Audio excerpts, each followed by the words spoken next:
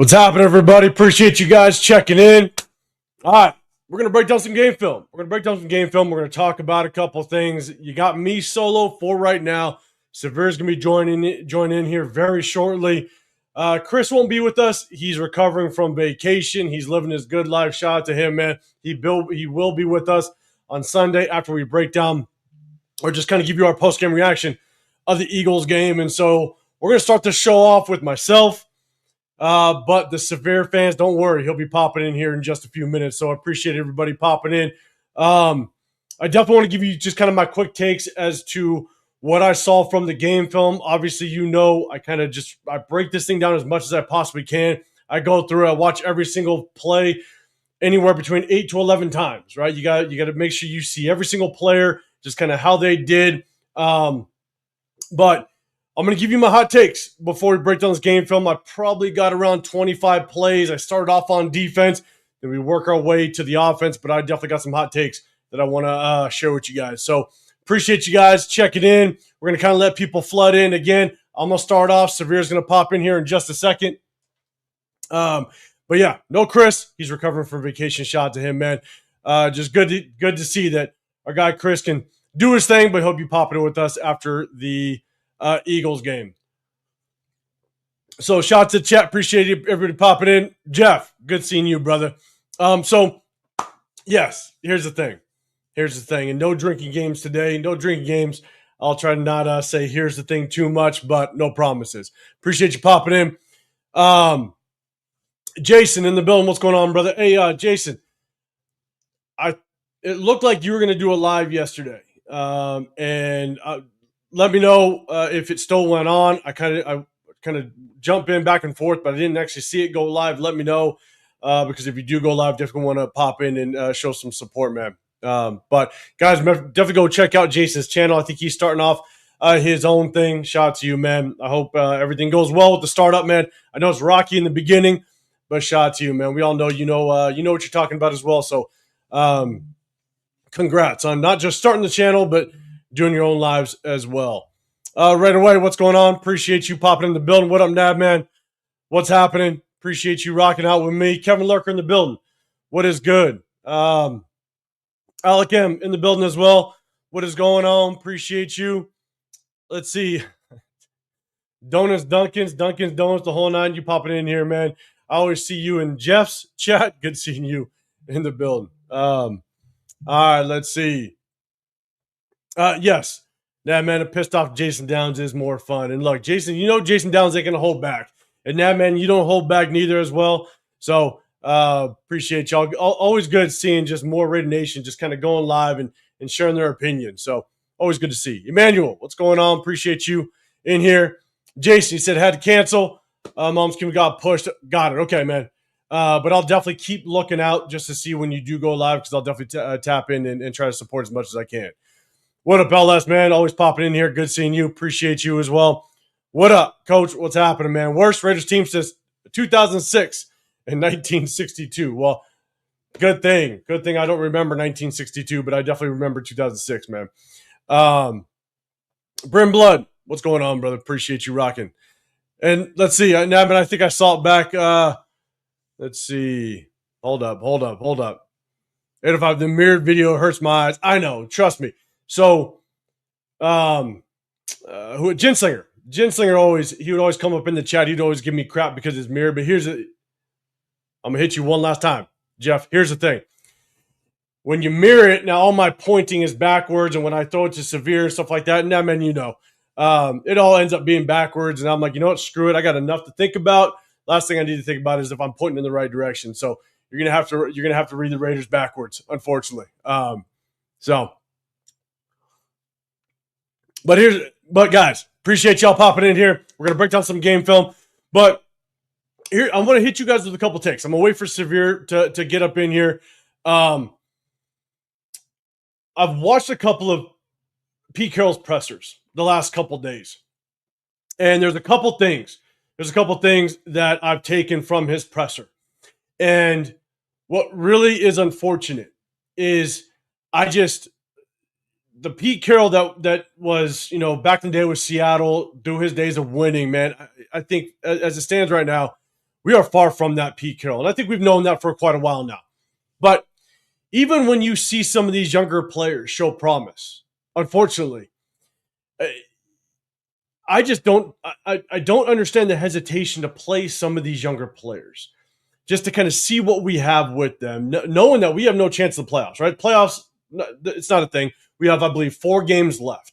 And at this point, we really have to find out and understand who do we have moving forward? Who do we want to prioritize going into the offseason? Again, I've mentioned this a couple months ago that the amount of one-year contracts as well as players on the last year of their contract, we got to know who do we want to prioritize. Is it a veteran that we brought in on a one-year contract, kind of a one-year prove-it deal, or do we want to take a look at some of these younger guys? Obviously, Caleb Rogers, right? We're going to show, I got probably about 4 or 5 clips of Caleb Rogers. I think he played a hell of a game on Sunday. The stats show it, I believe, out of all the offensive linemen, he was the only one. I think actually Dylan Parham didn't give up a sack, but he didn't give up a single sack, and it shows. And there's reasons why I think he didn't give up a sack. And again, I'll showcase just kind of some of his technique. That's really impressive for a rookie moving forward. But not just Caleb Rogers. Cedric Jackson. Obviously, he had that touchdown at the tail end of the game, right? Had the touchdown, great throw from Kenny Pickett, good connection. But Cedric Jackson was wide open. Now, he's a 4-2 guy. He's a 4-2 guy, very fast, very quick. But at the tail end of this game film, when we start to break this thing down, I'm going to showcase that play. And Cedric Jackson showed something with his route running that I don't think I've seen even with Deontay Thornton. Now, Deontay Thornton has played a total of 12 regular season games. We saw him in preseason. I'm not counting that. But we saw Deontay Thornton, 12 total games running his routes. And I have not seen what I saw at Cedric Jackson only one time. He basically ran 2 routes. I have not seen this out of Deontay Thornton yet. And I'm not saying that Deontay Thornton needs to sit and Cedric Jackson needs to play. I'm not saying that. But what I'm saying is that we have a guy like Tyler Lockett still getting the majority of the reps. Cedric Jackson got 2 snaps total in the game last week. And even after he caught that touchdown pass, the Denver Broncos, they took the field, and we got the ball one more time, and Cedric Jackson didn't take a step on the football field. And to me, in that situation, you're trying to move the ball quickly at the tail end of the game. That last drive, we're trying to move the ball. We're trying to get into scoring position. And Cedric Jackson, the guy that just caught the touchdown pass, didn't step foot again that very last drive on the football field. And I just don't understand why. And when Pete Carroll was asked about it in his opportunities when he addressed the media, it was wild. One of his answers was, I wish I would have saw just the talent earlier in the season, earlier in the preseason. It was the interview that he did with JT the Brick. And again, this isn't verbatim, but basically he said, I wish I would have saw that talent. I wish we would have saw that talent earlier in the preseason. I'm sitting there going, if that is your response, you don't deserve to be this head coach. It is wild to have that response because Cedric Jackson showed a lot of promise in the preseason, and I projected that he should have been a part of this 53-man roster. And for Pete Carroll to have that answer when asked about Cedric Jackson is absolutely crazy. And so, but I'm going to get to some of the comments up here. But one of the things that, and again, I'm going to showcase it when we go break down this game film, is the only reason why Cedric Jackson was wide open was because of his own route running. The way that he ran his route allowed him to manipulate that corner, to freeze the corner at the top of the route. When he broke inside, that corner didn't have stand a chance. And in addition to the way that he ran that route, he also made sure that there was an opening in the seam between the corner and the safety. He created or allowed that gap in the seam to remain open, to be that wide open. And I'm going to showcase it. And the thing is I haven't seen Deontay Thornton do that at all. And for Tyler Lockett to get more playing time, or at least to get 99% of the playing time, I think is wild moving forward up to this point. Cedric Jackson, in my opinion, needs to get at least 70-30 of the reps. Tyler Lockett can still play. That's fine. But Tyler Lockett, it needs to be a 70-30 split at this point moving forward. Cedric Jackson should get at least 70% of the snaps. And I understand that he may not be the most well-rounded route runner at this point. And again, I don't know that for a fact because we don't see much of him. But the thing is Greg Olsen needs to scheme certain route concepts to allow Cedric Jackson to showcase what he can do. And so, again, I'm just going to get into it. We're going to break this thing down. I'll show you the play and kind of give you my opinion on it. I definitely want your guys' opinion as well. Severe's going to be with us in just a moment. He's running a little bit behind. As soon as he pops in, we're going to jump into this game film. But I see Diesel in here. What's going on, brother? Appreciate you rocking in here. LS, if the Raiders win another meaningless game, that's really going to test my loyalty to this team. And here's the question. Guys, hit that hashtag Raiders if you're going to answer this question. Catches my eye. Pete Carroll stated that Aiden O'Connell is good to go. He's going to be active. He's going to be rolling. Who should we go with? I think Pete Carroll did say that Kenny Pickett's getting the starting reps, and so it's between Kenny Pickett and Aiden O'Connell. And question is who really should be starting this game? If Geno Smith can't go, I think they're taking it day to day. It's leaning towards he may not go at all, so we might see another quarterback under center. So the question is, who should start Kenny Pickett or Aiden O'Connell? And that's the hard part, is because anytime you have a change in head coach, coordinator, or the quarterback position, it could spark this team. I'm not saying they're going to go in and win and all of a sudden put up 30 points, but it could spark the team just enough to where they just get a little bit of motivation. And is it just enough motivation to squeak out like a 20-17 win, right? And then all of a sudden you jeopardize a potential draft position. So that's the tough part. Let me know. Do you think we should see another quarterback? And who do you think it should be? Kenny, or should it be Aiden O'Connell? Let me know. I see Severe in the background. I'm gonna bring him up in just a second. I'm gonna say what's up to a couple more people. Let's see. Let me go through. Jason, what's going on, brother? Appreciate you popping in here as well. Alec M, truth about playing the young guys. Yeah, I think it's time across the board. And obviously, with what we saw out of Cedric Jackson, without question, time to see some of these young guys. Jason, it was a nice arc. I think you're talking about the throw. Yes, it was. Moval, what's going on? Good seeing you in here as well. What up, Chewy? You're saying Kenny Pickett about to get us a win.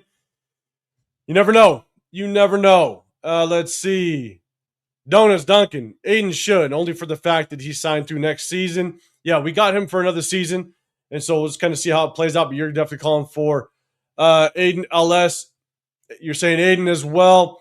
He ain't renting out these D lines coming up. I know. He could be just basically a statue in the pocket. We'll see. Kevin Lurker, you spent a draft pick on him, so pick it without question. We did. We traded a 5th-round draft pick for him.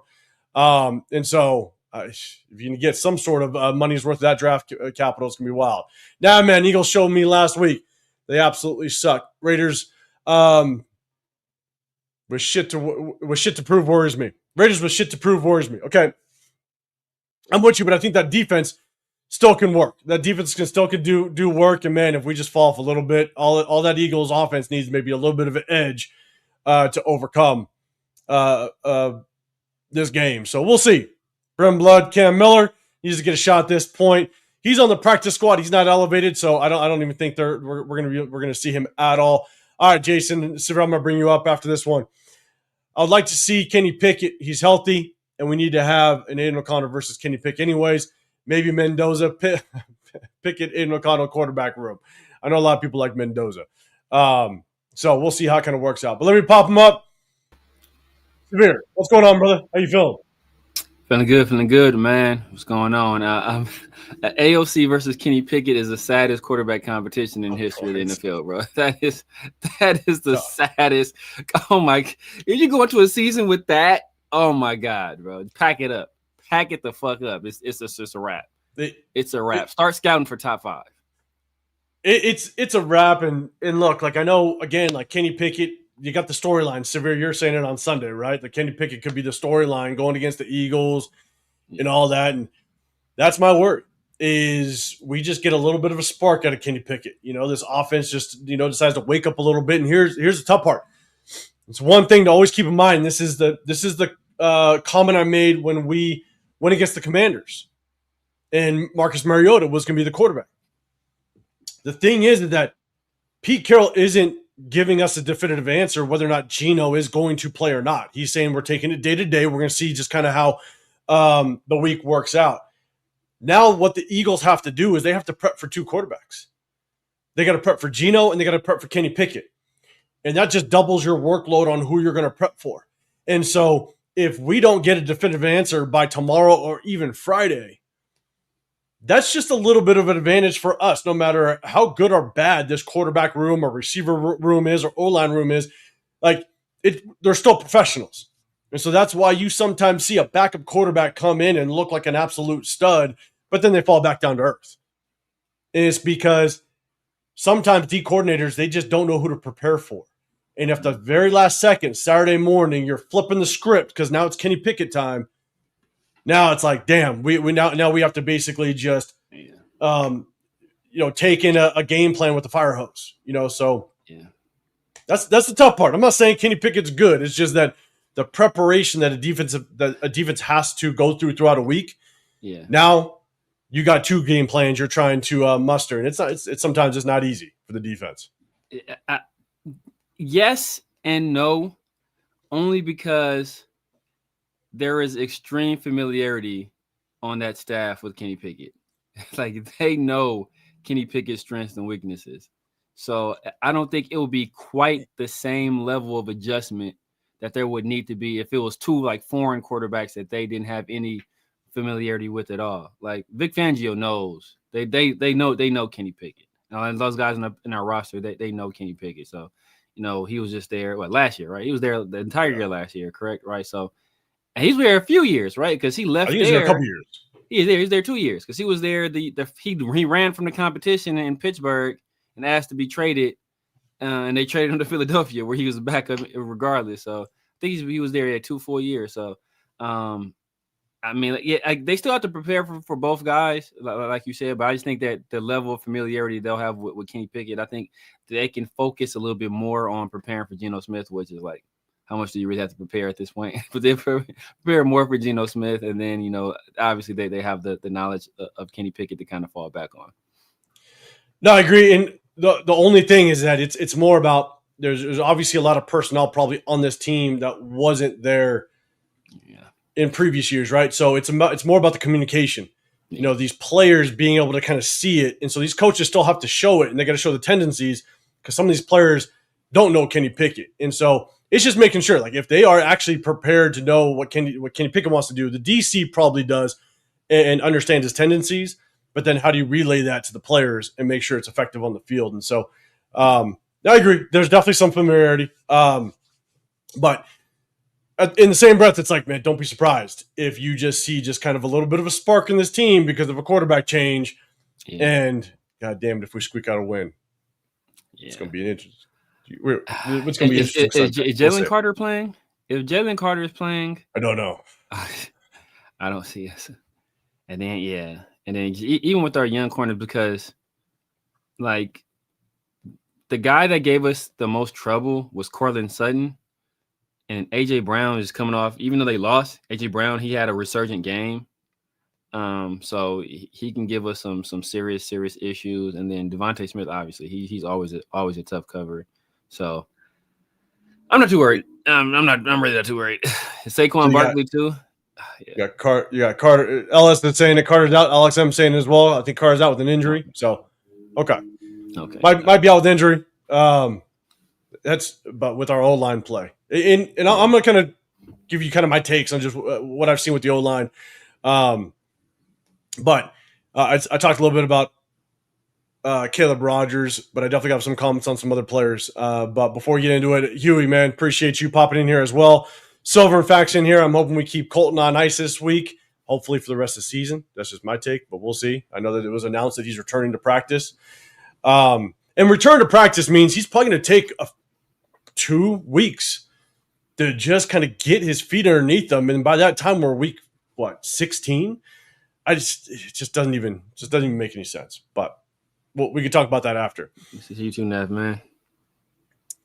Jake in the building. Raiders need to figure out who the Raiders want to use as their QB for the rest of the season.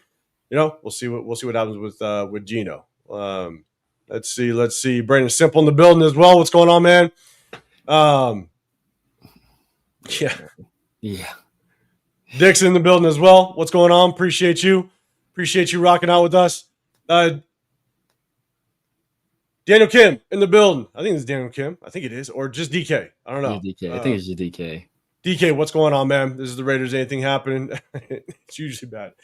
It is. God, nah, man. Minshew, Cashew.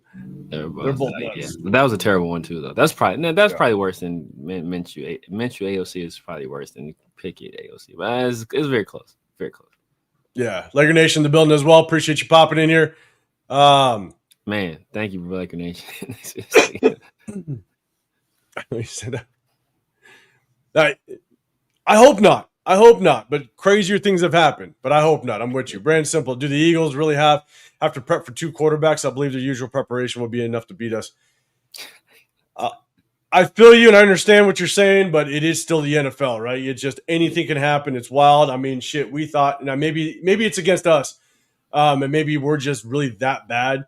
But I mean, Jeff Saturday beat us with the Indianapolis Colts. That's wild. Baker Mayfield beat us with like 2.5 days of practice a few years back. Like, it's just anything can happen, which is tough. So, all right. Appreciate everybody rocking in here. Let's see. JC, Devontae Smith and Brown are going to roast Porter. So look, Porter actually had a pretty decent game. He really did. And I'm going to showcase a little bit of it. Obviously, it doesn't show everything, but overall, if it wasn't a good game, then I would showcase some concerns. But if you had a good game, I definitely want to showcase. So, what I think he's doing well and just how he's positioning himself. A lot what has to do with corners is your body control. Do you have good body control through the route running and keeping up with some of these receivers? I want to showcase some of it. So, we'll see. We will see what happens. LS, y'all won't see me for a long time. We win this game. Just come back for this one, LS. Just come back for this. That's all we need. Jason, I see a question mark. If you had a question for us, man, if you put it back in the chat, I'll try to find it. Hit the hashtag Raiders, and I'll definitely try to bring it up. What up, Daniel Kim? What's going on? And let's see. Last but not least, we got Francis. What's going on? We'll probably see the real Kenny this weekend. Philly knows him well. I wouldn't be too worried. That was to Severe's point. Yeah. It wouldn't be too surprising. What was our boy that came out and played well that first start? Oh, forget everybody wanted us to run it back with them. He went to the Broncos. I think with Auburn, I think. Stidham. Yeah, Jarrett Stidham. Stidham. Remember Jarrett Stidham came out game against the 49ers. Like, man, Jarrett Stidham. Look at this guy. Got out there slicing and dicing. Good. And then we got as soon as they got some tape on him. Yep. It was all down. That's all it takes. That's literally all it takes. And sometimes it's like our home opener last year against Carolina. And Andy Dalton comes in and just tears us a new one. But the thing was, in that situation is you don't know what a new offensive coordinator / head coach in Canales, what he wants to do with Andy Dalton. So you don't have the game film. You know what Andy Dalton is. Yeah. But the question is how is Canales going to use Andy Dalton? And at times, defensive coordinators don't know. And so it's kind of a guessing game. Yeah. And so, but what happens after that? Andy Dalton comes back down to earth. Like it just works that way, unfortunately. I watched some of the All-22. I saw a screen pass where instead of getting out, our running back tried to block 2 people. Yeah. It's like I'm not too worried about the execution of this offense. We're gonna do what we do. And that the screen pass, obviously more of the passing game, but that's the hard part is the confusion we continue to see. And I got one. I have one. Oh shit! I believe I have one. I just want to make sure I did clip it. Is it the same one? It's not that one. I think it's a combination of the running Genti doing this thing, but it was also just a really good timed defensive play call because they blitzed the crap out of us out of that. Yeah.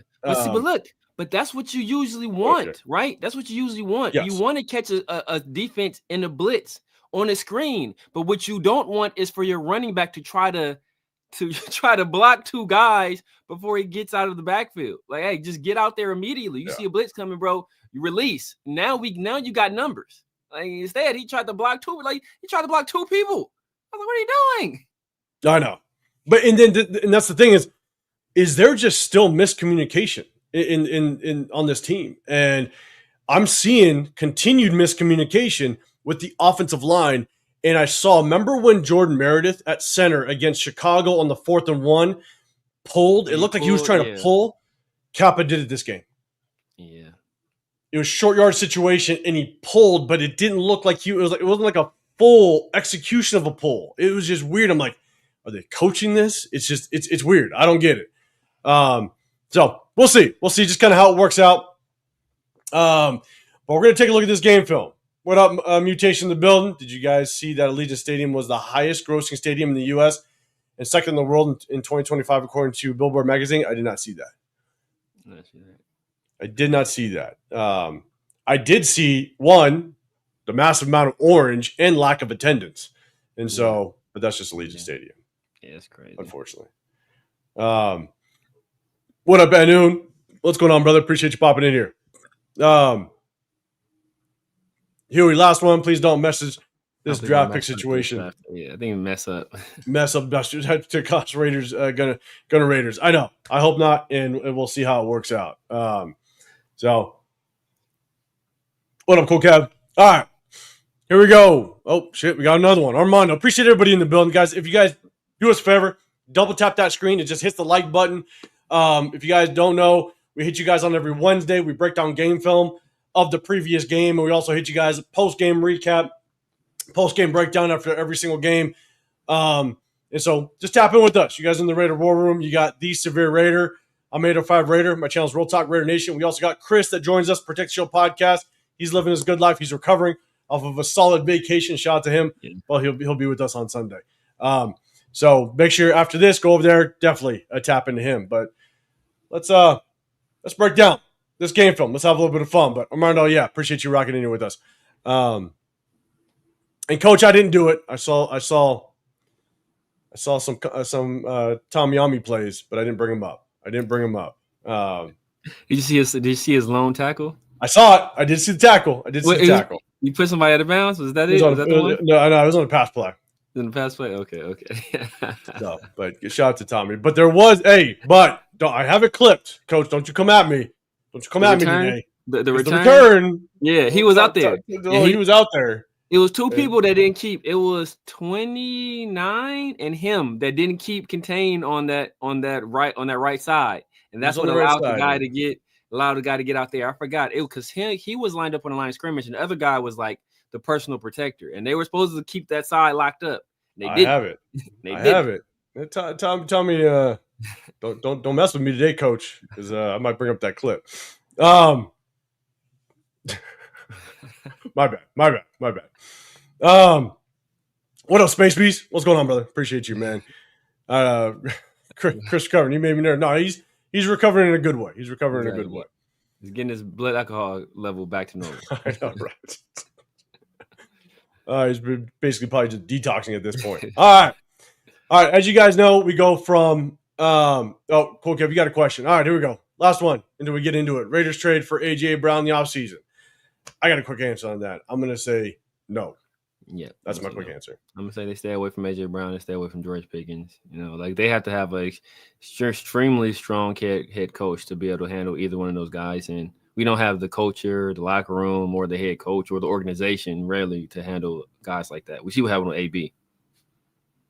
Yeah. And the only thing that I look at is, we have so many position needs going into this offseason that dumping that much money into that type of player, a player that we don't have the most stable situation. Unfortunately, you don't like the Pickens situation, right? In my opinion, I don't think we're a stable enough organization to handle just his mentality.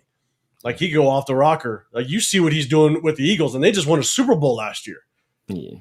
You know what I'm saying? And so I just don't want that mentality in here. I think we need to kind of clear a lot of things up, shaping some things up before we can be good enough to handle someone with those type of emotions. But at the same time, I want to spend more on the offensive line. I want to spend more in places that are really going to help this team moving forward. And you can get some good receivers in the draft. So I'm just not big. I'm bringing those guys in. I think we have just a lot more needs in this room. Last one. We'll get into Timothy. Appreciate you. So if Kenny Pickett performs really good in these last games, how do the Raiders go about that? Do they build around Pickett early and then draft a QB in the later rounds? Severe, you can take that one. I got my opinion. No, they still, whatever their plan is at quarterback in this draft, they execute that same plan. First of all, there's no guarantee, and it's probably leaning likely that this coaching staff is not going to be here. So you kind of have to evaluate Pickett in a vacuum, not based on what he did in this offense. And whether or not you feel he's the quarterback of the future, I don't believe this organization feels that way. So I think they will, if they have a chance at a quarterback, they will take a quarterback. Now, if it's a situation where they do some dumb stuff and Kenny Pickett plays lights out and we win some games and we're not in position to draft a quarterback, maybe at that point we go with the best player available plan. And, if we see a guy we like in the later rounds or the mid rounds, maybe we do that there. But Kenny Pickett is not going to stop them from taking a quarterback high if that's what they feel they need to do.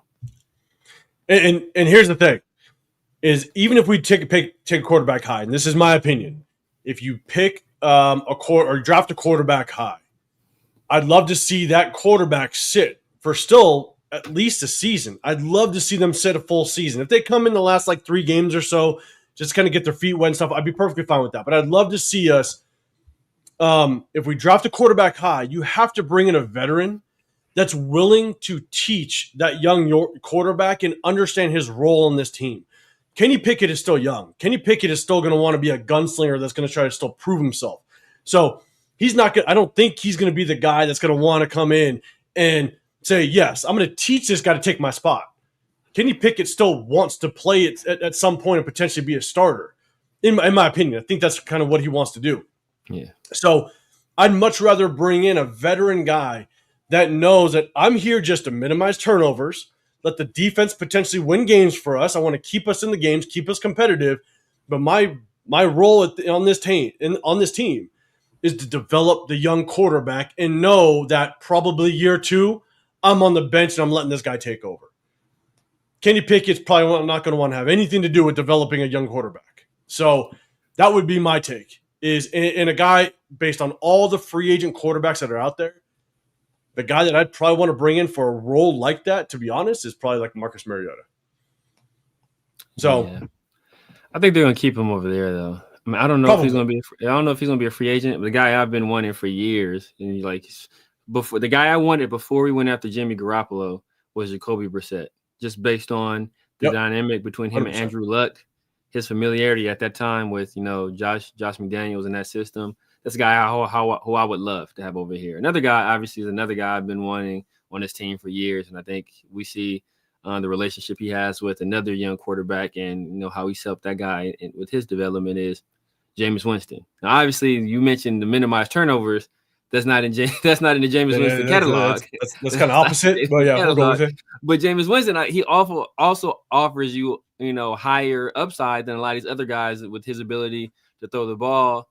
Because that guy still has a rocket. He can still sling it. So, he offers you a little more there. And obviously, I think he'll be fantastic in the locker room and fantastic with the media.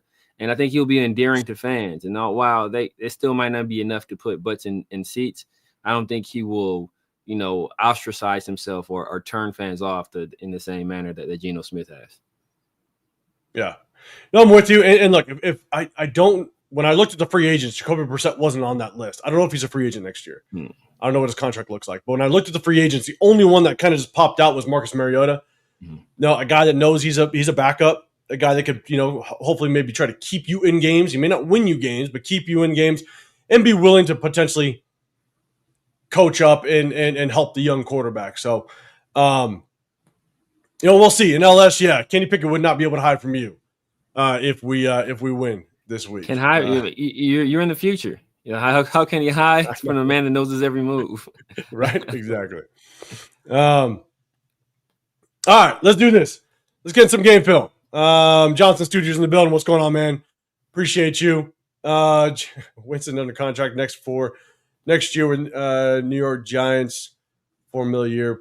Pick Jameis. No, is he under contract? I don't know if he is. I don't think so, because I know there was something that said, I read something or watched something. They said that the Giants want him back so much. There actually has been talk within the organization, this is craziness if they actually do this, of franchising him so he can't leave. That's how much they want him to stay there and stay with Jackson Dart for at least one more year. The fact that they have Jackson Dart on such a cheap contract, they're contemplating franchise tagging him. I don't know how true that is. Yeah, This was some people in the New York media that said it. I can't remember exactly where I saw it, but I was like, that's the stupidest thing I've ever heard in my life. Like, that's ridiculous. But hey, it is what it is. It is. Isaiah, I don't know if I said what's up, man. Appreciate you popping in here. All right, let's do this. Let's get some game film. Again, as you guys know, I go from defense to offense. We start off with defense. And then if you guys have a question, if you guys have a comment, if you guys disagree, I'm cool with it. Let me know. Just hit that hashtag Raiders and catch my eye. We'll try to bring it up on the screen. And so as we kind of go through this, just let me know. Let me know if you guys got any feedback. But yeah, we go defense to offense, and we'll end it off with the offense. So we will go to the big screen, and we'll get this thing started. All right, Tonka Hemingway. So on Sunday, as I was going through the game, I was like, man, I really didn't see the guy. After this sack happened early in the game, and then I felt like I just couldn't see him. He did get about 9 other snaps, and so he was periodically in and out of the game. They double teamed the crap out of him a lot, which was tough, and so I think he had a tough time. But it was good to see him be able to kind of get his first sack, and so he's down here at the bottom, basically matched up one-on-one with the left tackle. I'll run all the way through, and I got the end zone view as well. Nice. Good job working up, and here's the thing. I'll go back. It's something that, Max gets there, which is good, but something that we see a lot out of Max is he just kind of overruns it. Tonka does a really good job of rushing to the depth of the quarterback, and when he sees the quarterback step up in the pocket, he moves with them. Yep. He moves with them, is able to collapse the pocket, and he's able to take that sack. And then that's the thing is sometimes Max, he just overruns it so much. But Tonka here on the left does a good job. Eyes on the quarterback. Bo steps up, and he's able to kind of move with them. And so, again, I know you guys have heard me say it a lot, with the pass rushers, man. Rush to the depth of the quarterback. The moment you pass him, you create those running lanes. But great discipline, good job just keeping his eyes on Bo Nix. As soon as he started to step up, Tonka stepped up with him, did a good job. I've shown multiple examples. And again, I only show these because the thing is that we know we run a lot of cover 3. And we know that cover 3 in a lot of situations, it's just not good. It's not a good base defense because there's so many ways you can be susceptible. And this is it. Now, Bo misses the read. You got a clear cover 3. You got Darian Porter that basically drops on top into the cover 3. You got Isaiah Palomau that's at the top. They're right now lined up in a 3-by-1. You got 3 receivers at the top of the screen. You got a closed tight end down at the bottom, but they do motion it over to a 2-by-2 set. So the motion comes over. All right, now everything has to adjust at that point, right? They got to communicate. Everything has to adjust. I think you can see his feet. Unfortunately, Isaiah Palomau just does not drop, unfortunately. And it leaves just a vacant area. I don't have the wide screen, so if you saw Eric Stokes at the top of the screen, he bails. And so you watch Darian Porter, he bails hard. So he's trying to stay on top of this wheel route coming this way. And you got wide open here in the seam. Isaiah Palomau, you can kind of see his feet at the top. He doesn't commit over and just wide open. And everybody else is dropping. Jeremy Chin is basically dropping to depth, and he's going to close once the ball's in the air. You got Devin White that's dropping to the hook to curl as well. Atlanta Roberts is basically dropping kind of into this deep middle a little bit. But the thing is, it puts Darren Porter in such conflict when you got a 3-by-1 to the field side, to the wide side of the field. You motion over to a 2-by-2. Isaiah Paul-Mal does not correct over. It's just wide open in the seam. Yeah. Bo doesn't see it. And if you can't communicate well in cover 3, which we've seen it a couple times, there's just going to be wide open pockets in coverage. So I'll show it one more time. Motion down to a 2-by-2 close set with the tight end. Darren Porter drops to stay on top. It's just wide open. Wide open. So I believe this drive finished off with a field goal. Should have been a touchdown. But Isaiah Paul-Mal just, again, bad communication. He's got to drop to that deep middle to be able to cut off that seam. But if you're late or you don't communicate well through motion, you're susceptible. This is why that cover 3 is not good. Here's another reason why cover 3 becomes extremely difficult to run in or just to execute. This is first down. All right. This is third quarter.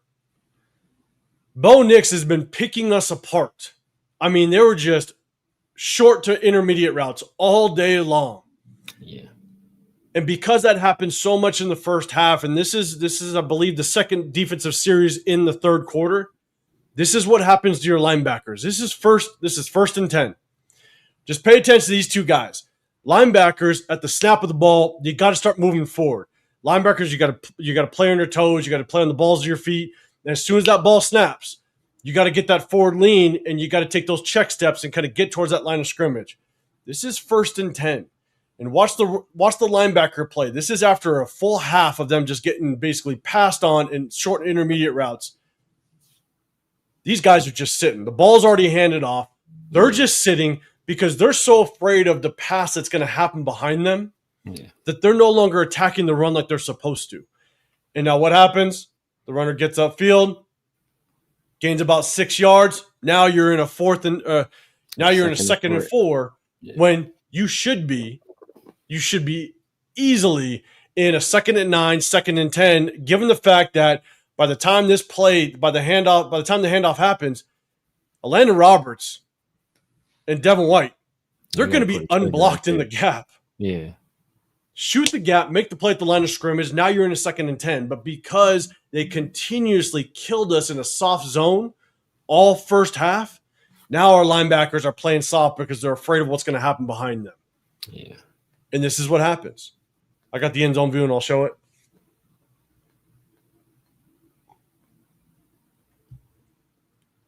You got Devin White, Atlanta Roberts here. And you'll see. It opens up, no check step. They're not playing downhill like linebackers are supposed to. They're basically unblocked. And RJ Harvey basically gets the line of scrimmage before they can commit. And so this is why playing so soft in a cover 3, it's just going to kill you by the end of the game. Yeah. And linebackers, they can't fully commit to the run knowing that you're just getting your ass handed to you in soft zone coverage. So now let's get to some good things. All right, a couple good things. And guys, hit that hashtag Raiders if you have a comment. I'll definitely try to bring it up. Severe, if you see something in the comments that's worth bringing up, man, definitely let me know. Or at least start, and I'll definitely bring it up. So Charles Snowden. Here's the thing. Charles Snowden, this is a great play. I'm going to run it all the way through, and I'll kind of talk about it after. You got Charles Snowden here, does a really good job, fights off the block, makes the tackle in the backfield. Oh, yeah, that is the run on the run. And that's him when he was at linebacker, right? Yep. He played quite a bit of snaps at linebacker. He did. He looked actually pretty good. Like, from what I saw, he looked he's 10 times better than Tyree. He's 10 times better than Tyree. And that looked natural. Like, that's not a guy that, that's a natural linebacker. And you see pre-snap, he kind of adjusts the end there, and he shoots the gap and makes the play. So the one thing if you can kind of correlate the positions, right? He's playing linebacker right now, but he's a true defensive end, right? Yes. So he hurt us in the passing game because he's a defensive end. It's tough, right? But he also hurt us in the outside zone runs, the pitches, because he's a defensive end. He's good at coming downhill. He's good at basically trying to get into the backfield, right? The moment that he had to move laterally, it was a struggle through the linebacker position. Yeah. And that's when there was probably 3 plays that they tried to run outside zone his way, pitch his way, and he just could not get through even receiver blocks, because as a defensive end, you're trying to move laterally in the speed of the NFL. Yeah. It's not something he's doing at the NFL level. Yeah, no, facts. And that's where it kind of hurt us. In this play, it's great. He reads it, gets downhill like a DN does, right? He's just pursuing into the backfield. And, he did well. But he's also a liability when teams now try to run pitch his way, and now he's got to move laterally. It's just it didn't work well for him in those situations. But it's good to see him just working, because he's definitely flashing this year. And for some of you guys that are now tapping in, one of the things that we like to do is, who do we prioritize in the offseason? This is why we still go through game film. And Charles Snowden, if anything, for a depth piece, I think we got to think about bringing this guy back, because he's basically an undrafted free agent that we have him on a 1-year contract. Exactly. I agree.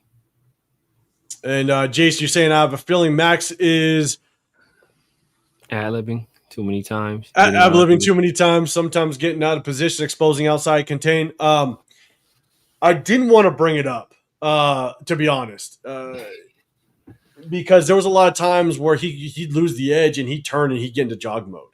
Yeah. And he's just kind of watching the play, unfortunately. And so I know that Pete Carroll just came out saying that he's got a little bit of a knee injury that he's trying to work through. And so maybe that happened earlier in the game. I don't know. And so that's why I didn't necessarily want to bring it up, because I'm not sure if that knee is bothering him. Obviously, his knee bothered him. Honestly, it was like 4 weeks ago. Yeah, I think he pinged on the injury report prior to this game. I want to say he was I think at one time he was a limited participant. Then there was a day that he did not participate at all. I think it might have been like Monday to Tuesday or Tuesday to Wednesday, where he went from limited to non-participation. So I don't know what's going on. And I don't know if it's the same knee that almost killed him when he almost died that offseason after the surgery. So if it's the same knee cropping up again, that could be cause for concern. Yeah, no, 100%. And Ellis, you're saying Denver had 19 tackles. So I actually watched. So here's the thing. As you know, a lot of people were talking about Devin White. The good thing about Devin White is not a lot of his tackles just came from him getting eaten up in the passing game. He wasn't great in the passing game. We've seen it all season. But because he's so fast and athletic, there was a lot of times where it would be a pass the flats, and Jeremy Chin's in the flats. He may take a bad angle, and Devin White has the hook to curl next to him, and he just closes and makes the tackle. And so it was a mixture. Devin White still had a really good game. I have one clip which is bad, and it's pointing out an issue that we've pointed out since preseason with Devin White. But Devin White was still flying around the field. He was making plays, definitely using his athleticism to get to different areas of the field to make plays. 19 tackles, man, you're kind of a ball hawk in that sense. So Jonathan Studios, you're saying Google ESPN win rate. Max leads all players in edge run stop win rate, which shocked me. He can ad-lib all he wants if he stops the run. Sack numbers will go up if he gets the D-tackle to play with him. So you have some of that? So that's so you have to look at, because a lot of times with these models, you have to look at what the model is actually saying. So is it a run stop where he actually makes the run stop, or is it a run rate where he wins on the block, or he defeats the block? When he actually makes the run stop. Those are two different things. If you make a lot of TFLs, or you make a lot of tackles for loss, and because you defeated a block, that could just be you guessing a lot. And when you're right, that works in your favor. It could also be a situation where he's guessing a lot, he's guessing wrong, even though he defeats the block, the run still goes somewhere else. So that's still technically a win. You still defeated the block, but you didn't make the stop there. So you just have to look at, it depends on what they look at in their particular model, because like I said, these guys, they can get really weird with how they calculate stuff, or what they consider a win, or what they consider, a stop. And like it's all funny. That's why all these different analytics companies, they all have different models that look at different things. And so you have to know what goes into it, because like it's like they say, if it's bullshit in, then it's bullshit out. No, absolutely. And the thing is as much as Max, you could say Max needs help, but we've seen it where Max also, he takes a lot of risky plays that don't pan out. And sometimes it breaks off for long yardage. So he's got to minimize that as well. Definitely overruns a lot of things. And so, we'll kind of see. We'll kind of see what, how it works out for Max, moving forward. And man, he's day to day with a knee. So we'll see just kind of how he's going to be this Sunday. Jay's saying if a DN is heads up or inside, then responsible goes to the second level free safety or outside linebacker. Typically, yeah. Also, just depends on scheme. Yeah. Just depends on scheme and what their true responsibility is, and just kind of their first step as well. So, but typically, you are 100% right. Okay. But a lot of time, Max isn't the heads up. A lot of time, Max lines up wide and he jumps inside. Really wide. So it's like, usually that is true, right? If it's and not necessarily if it's heads up. If he has inside leverage, then a lot of time that falls to the backer behind him. If you're heads up, then you still, most schemes, you still have outside, you still have that outside contain, unless depending on the alignment and how the guys are lined up behind you. But if he's inside, yeah. But Max isn't. That's usually not the case. It's usually Max is outside and he jumps inside. Yeah, and we should. There's a lot of it. I think I have some clips played that I could show.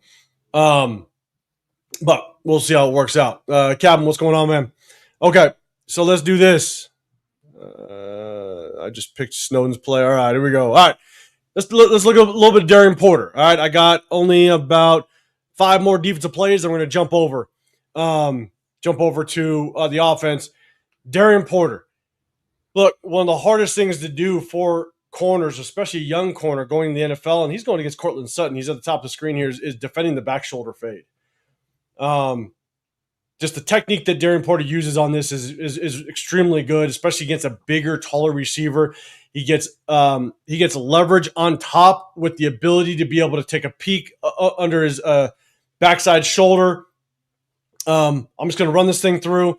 You'll see at the top, it's just really good technique. Stay on top enough to get your hands on them. Keep that inside shoulder open so you can look through that inside shoulder.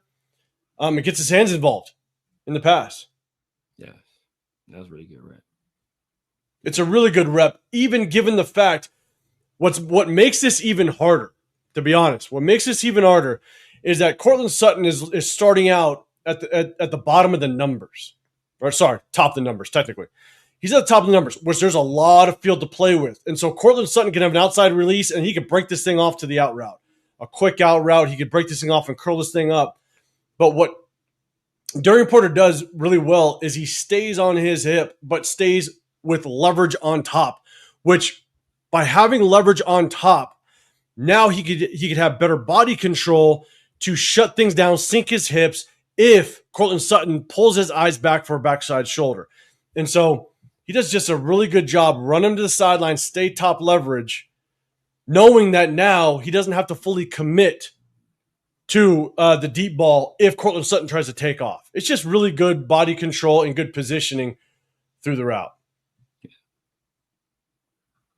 This is another one on Cortland Sutton. So you got Darian Porter down below. All right. You got a closed 3-by-1, so you got a tight end down here at the very bottom. You got Darian Porter one-on-one down here, but I think they motion over basically to make it a 2-by-2 set. So the motion comes over. And now Darian Porter does a really good job of basically disguising man-to-man, and he bails hard, which is really good. He bails hard. I'm going to play it all the way through. Stays on top of number 1.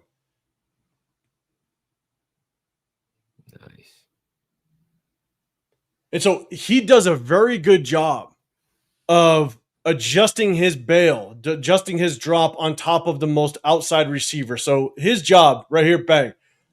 he opens up to stay on top of number one. If Cortland Sutton wants to continue, he's going to stay on top of him. But he stays on top of number one, the nearest threat to the sideline, which is a really good job. He stays on top. Both receivers. Cortland even comes his way. Was that Tommy? Was that Tommy? That was a good play by Tommy right there. Is that Tommy? And Snowden. Never mind. No, it's not. That's Snowden. Never mind. Where's Coach at? Sorry, Coach.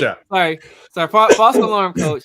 That was a hell of a job by Snowden because he prevented that guy from having his stem wasn't clean. If that guy has a clean stem, he beats Darian Porter badly, right? Because Darian Porter is not going to be able to recover if the throw is good.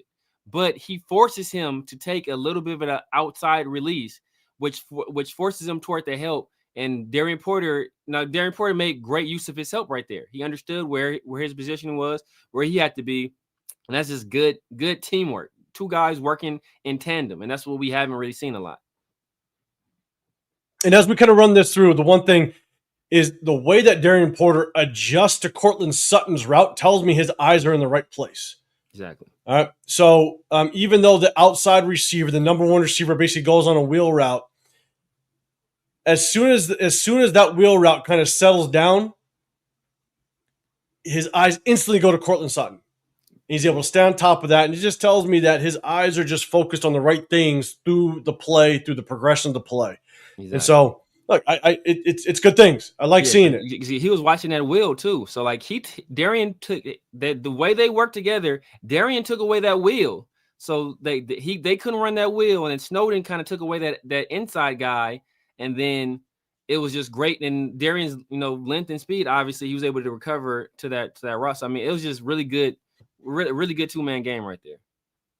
It was. It's showing that he's just starting to really understand the game a little bit at this level, which is good. Definitely want to see more of it. Sacktown, what's up, man? I see you in here. Appreciate you popping in. Let's see. All right. Here's Laulu. Again, guys, another example of a guy that's on the last year of his contract. I think this is a guy we need to bring back for depth. And really just be on the heels of any starter or potentially just find his way into a potential starting position next year. Yeah. And so he's right here. I got the end zone view as well. One thing I want to showcase is you see it more in the end zone view is just his balance through his pursuit. Nice. You got Max doing a really good job. I'll run it through one more time. You got Max doing a really good job, but again, the end zone view shows it even better. But Laulu, even through just the fighting that he's doing, you can see his eyes are still maintained in that backfield, trying to track the runner, locates it, does a really good job of shooting inside. But the one thing that's hard to see on the sky view, what up, Leo? What's going on, brother? Yeah. On the sky view is watch the center. The center actually tries to do a quick chip on Laulu, and Laulu is able to maintain his balance while fighting off this guard. So Laulu stems down real quick. He engages with the guard, but the center tries to help. And he tries to buckle his hip a little bit, and he maintains his leverage. He maintains just his body control and still is able to locate the runner, get off the guard, and make the play. That's not easy to do in the NFL. And then you talk about Max. What Max is able to do right there is there are guys that can defeat the block, right? Because that wasn't because they know the play was going the opposite way. So, he didn't really make a great effort. But what Max was able to do was flatten out. A lot of guys don't have the agility to flatten out right there. So they'll overrun the play. Max was able to flatten out right there and still be involved. And to your point, Severe, and Aiden is just rolling on the ground right now. To your point, a lot of time, these guys, when they know the play is going away, these guys, they're not trying to, like if you're blocking at the point of attack, they're trying to engage, impact, and drive. That's what they're trying to do, right? Where these guys are just trying to shield you. So Max knows that, and he does a really good job of knowing this guy's not trying to fire out and hit me. Exactly. He's just trying to shield me, which means I can swim you real quick and get down the line of scrimmage. Exactly. And so, and that's to your point, Max just, he understands the blocking scheme as soon as the ball's snapped.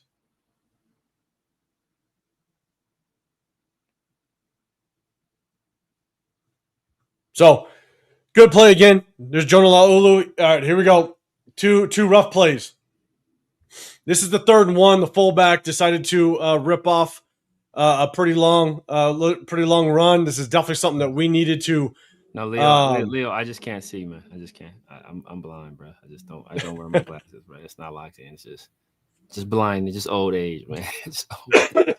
This old age. Oh man. James in the building as well. Appreciate you rocking with us, man. This is the 3rd and long, and here's the thing: is we see this more often than not, and it's frustrating. Here's Thomas Booker right here in the middle. Oh my god, I didn't even watch the entire game, but Thomas Booker was ass and a half. The entire game. Like, what are you out here for? What are you out here for? He's literally like just a pillar. Like he's literally just a center divider that you just have to just drive around. Like he's gonna be right there, but you just have to just move around him. Just maneuver around him. I'm gonna play it. It is rough. I mean, the cutback goes right to him. Hole opens right up. All will go end zone view.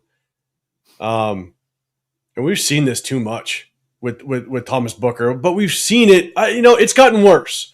And I saw the comment.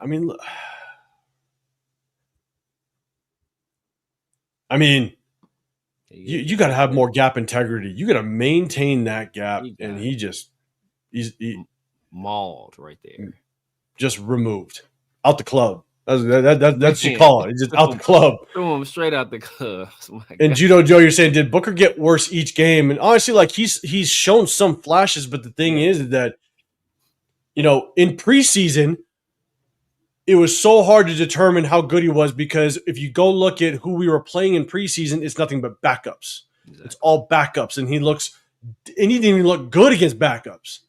That's the hard part. He just flashed a couple times with chasing down and causing a fumble 15 yards down the field. But the thing is that the one thing I thought he would bring is he would be able to at least maintain the line of scrimmage, right? He wasn't very quick. If they're going to run right at him, he did a good job of maintaining line of scrimmage. But again, in preseason, that's against 2nd and 3rd stringers and practice squad guys. As the season has gone on, I'm telling you, he cannot read the lineman in front of him on zone schemes. He's getting removed off the line of scrimmage.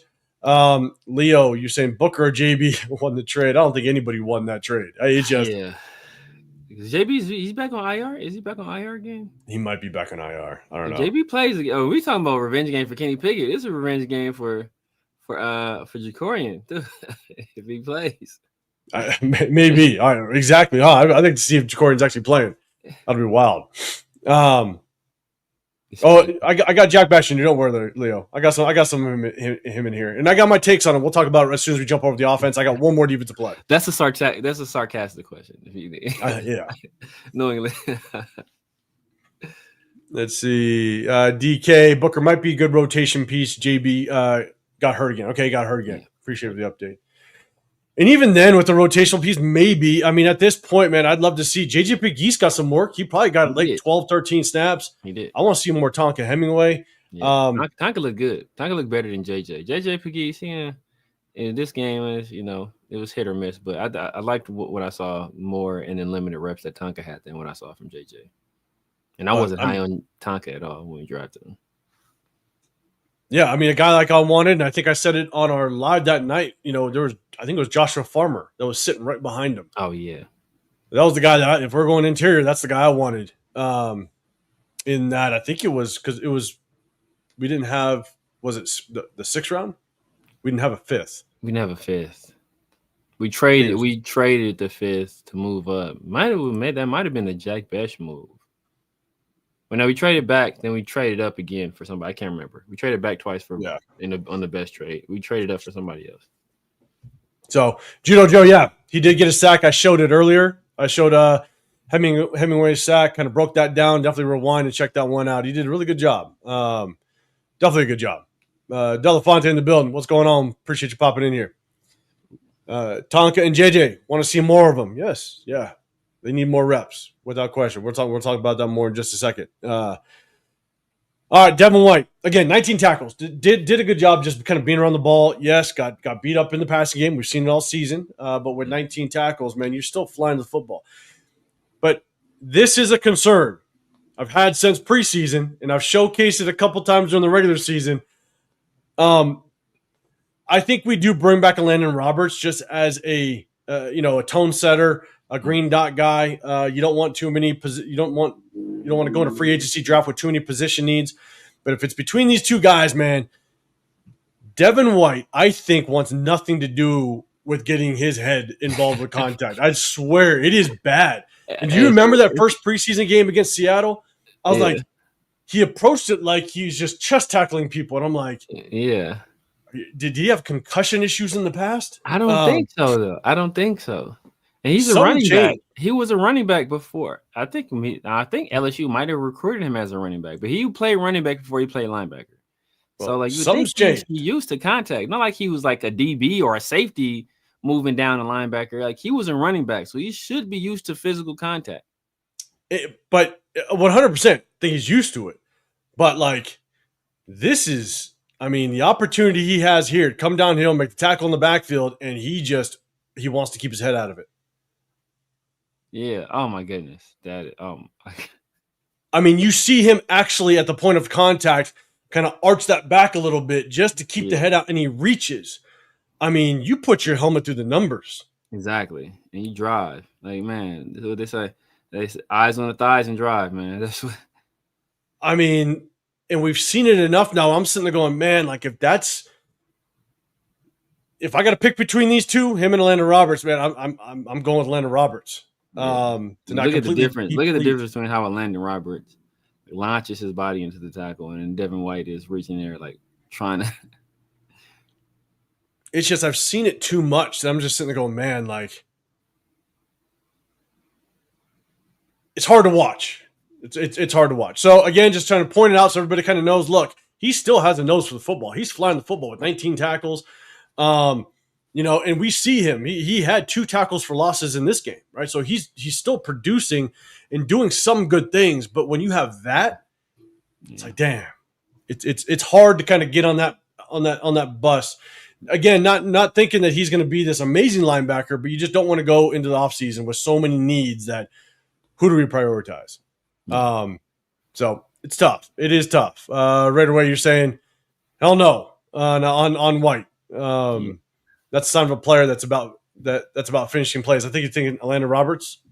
I think so. No, I think you're talking about Devin White about to be finished playing because he wants really no part of the contact. But like Landon might retire. I know Landon said he only really like came back to play. Part of which he wanted to play with, play under Pete, and I think he said he wanted to play with Max. He said he had contemplated retiring. Like before he signed with the Raiders, so there's a good chance he might just hang him after a season like this. He might just hang him up. Yeah. And Judo, come on, that age ain't looking for no smoke no more. And he's still young though. This was crazy. Yeah. Devin White's only like 27, 28. I think it was like 27. Here we go. Devin White. Okay, Devin White being afraid of contact. Yeah, I'm telling you, like it's not, I don't know if he's just afraid of just getting his head involved with contact. You know what I'm saying? Like he'll fly the football, but it's wild. And right away, don't get coach started. Don't get coach started. Jesus. Lindenberg. I'll put Lindenberg in there if I put it. We might have to load up that kick return. He's an 27. Man, a year older than Aiden O'Connell. That's crazy. And now let's not wear the Guardian helmet, man. I don't know. It's a player preference, and maybe he just doesn't want to do it. And if he's that concerned about it, without question, I say yes. Wear it. Leo, yes, he was out there, and I got a clip. Only if Coach tries to come at me, I got a clip waiting for him. If Coach wants to come at me, but we're gonna keep it. We're gonna keep it in the file for now. All right, that's defense. Not a whole lot again. They just. Bo Nix, short, intermediate passes, beat us up all day, just kind of showcase why cover 3 really just doesn't work, especially when you try to play a soft cover 3. Man, it's outdated, and teams know how to beat it, especially if you run it in the wrong down and distance situations. So, all right, here we go. Let's go some offense. And Leo, we're going to take a look at a little bit of Jack Besh. I got some that I could pull up as well if we want to do a little bit of a deeper dive. But look. We're looking for receivers that could do a really good job of, really scheming themselves open, doing a good job of running routes correctly. Trey Tucker, man, does a really good job of just basically selling the run, selling the play action at the receiver position, and then accelerating, getting across the field. This is his catch on the deeper drag across the field. He's down here, lines up inside, a little bit of play action. Does a real good job of selling the run at the start and then just taking off. Yeah. And that's a good job of alignment. I mean, that's like, that was almost one pre-snap, right? With that shift. Yep. And now he's one-on-one with a linebacker. Yep. And here's the thing, I'll put one more time through as I'm kind of rolling it, is watch he gets from 0 to 60 as quickly as possible. The separation that he gets off of that initial cut is the difference of him being defended and him getting open. Yeah. And it's not even a cut, it's like a speed turn. Yeah, and you gotta have some good ankle flexibility to be able to still kind of not round it off too much. And he takes a really good angle on it. And I'll tell you right now, for me, God, if we can get a true number one receiver in here, and Trey Tucker could be that, gadget guy, the guy that's running those deep drags in man cover situations, use Trey Tucker the way you're supposed to. Exactly. Hopefully we can get there, but yeah. We will see. We'll see. But damn good job. Here's a little bit of an example. All right, Leo, Jack Besh. We got some Jack Besh route, but at the same time, we're going to take a look at Caleb Rogers as well. So we got Jack Besh at the top of the screen. I only want to show this because a lot of people are talking about we got to see Jack Besh more. We got to throw him the ball more. Well, here's the thing. Jack Besh's first catch was halfway through the third quarter, and it was a broken play. It was broken coverage. Yeah. And then after that, it was a lot of garbage time. They played off on him. But when we were playing, when we had the ball earlier in the game, bro, Jack Besh was locked up on Surtain sometimes. He was good luck. He was in handcuffs. Yeah. So this was a really hard situation to kind of evaluate him, because not only did he have to go up against Surtain a lot of times, we used him in a lot of just rub route, pick route concepts. He's a pick man, yeah. And you see him here. He's the pick man right here. And you're just not going to be able to get him the ball in that type of situation. Yeah. So why are we running that with Lockett? Why don't you do that with Trey Tucker, a guy that has some legit speed that can get some separation? Like, why are you doing that with 43-year-old Tyler Lockett? Like, come on, man. And we got Cedric Jackson to look at here, and that's going to be a whole nother topic. But here's the thing. Here's the thing, Jeff. If you're still in here. Here's the thing. But Best should do a better job of even in this route. And the thing is you want to be able to attack. You want to be able to attack the inside shoulder of this man, of the corner in front of you. You want to be able to attack that inside shoulder because you still have that responsibility to get open at the top of your route.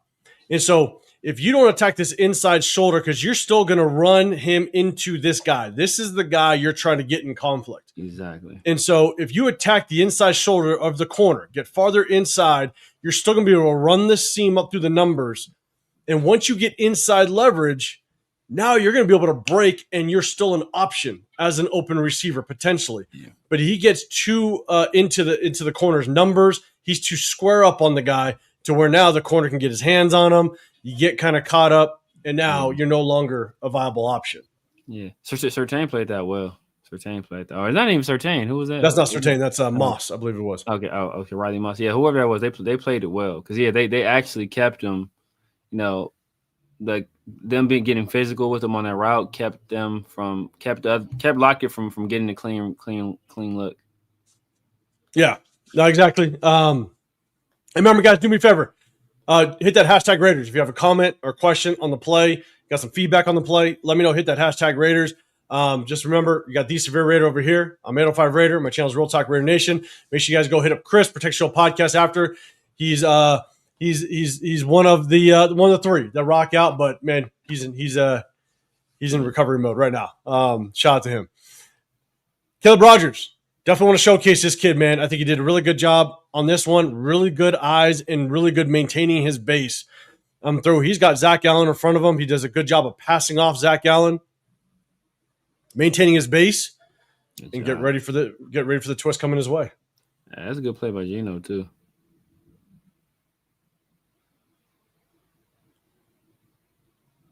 A lot of times, and we see this with Parham a lot. This is why Parham's as bad as he is. But Parham had a really good game. I'm not going to lie. Parham had a good game. Yeah, I'm not going to take anything away from him. There's one that was a mess up, but for Parham, it's a really good game. Even when Zach Allen takes an inside move, Caleb Rogers still has really good feet. He's able to kind of get back over and get in front of the twisting nose tackle coming his way. And so I just like his eyes. He does a really good job. He gets back over, sinks his base, and is able to get his hands inside of that twisting the interior defensive lineman. Yeah. I think it's a really good rep. And do you think that's, from his experience at tackle, why his feet are a little bit more nimble than, what you would expect from a guard normally? I think so. And the thing is when I watched his game film, though, that was my biggest concern was his feet, because he was really good in run blocking. I mean, he was a mauler. Everybody talked that he was just he's going to go and take people out, but he was tough in pass blocking, and that's why I thought that there was a good chance that he was going to be a good guard. And so, but because of his tackle play, by moving him to guard, now it's not as exposed, and so he has time to be able to kind of work in a box, which is much easier for a guard. But good job keeping his base, maintaining leverage. It's a good rep, very good rep. Yeah, by Carlos Rogers. Yeah, it's good. It's good. It's good by everybody right there. I mean, Gino. I'm sure his first read was Lockett, so he was able to come off of that. Most likely. If you see from the end zone or from the wide view, there was literally nobody open. There's nowhere to go with the ball until Ian Thomas broke free. Right. All right, here we go. Caleb Rogers again. Good double linebacker. He's down here at the bottom of the screen.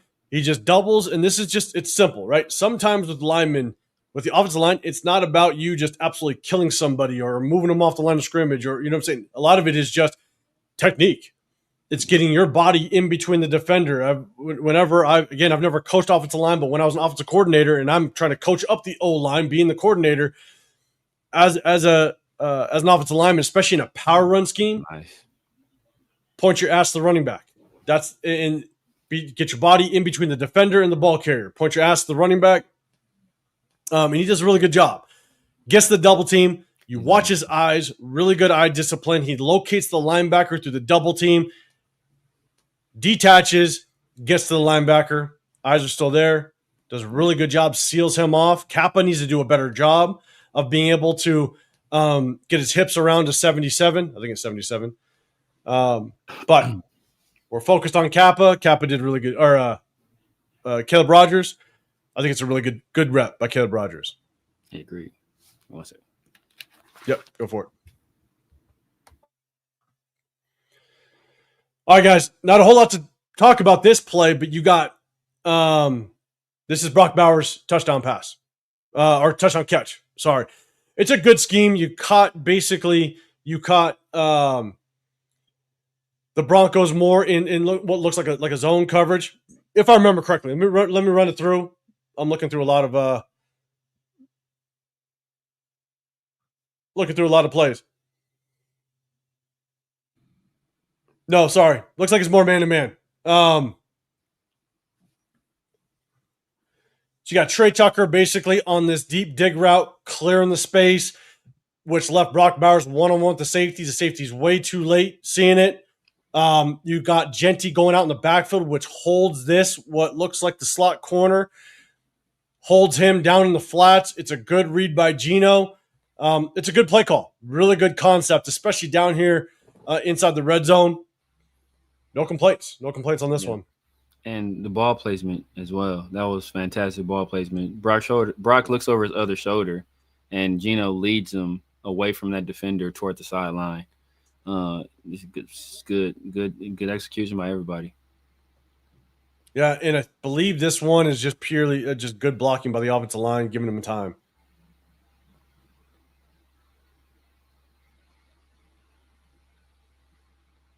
So, give a little bit of time. And like Leo said, this play gave me hope for the game.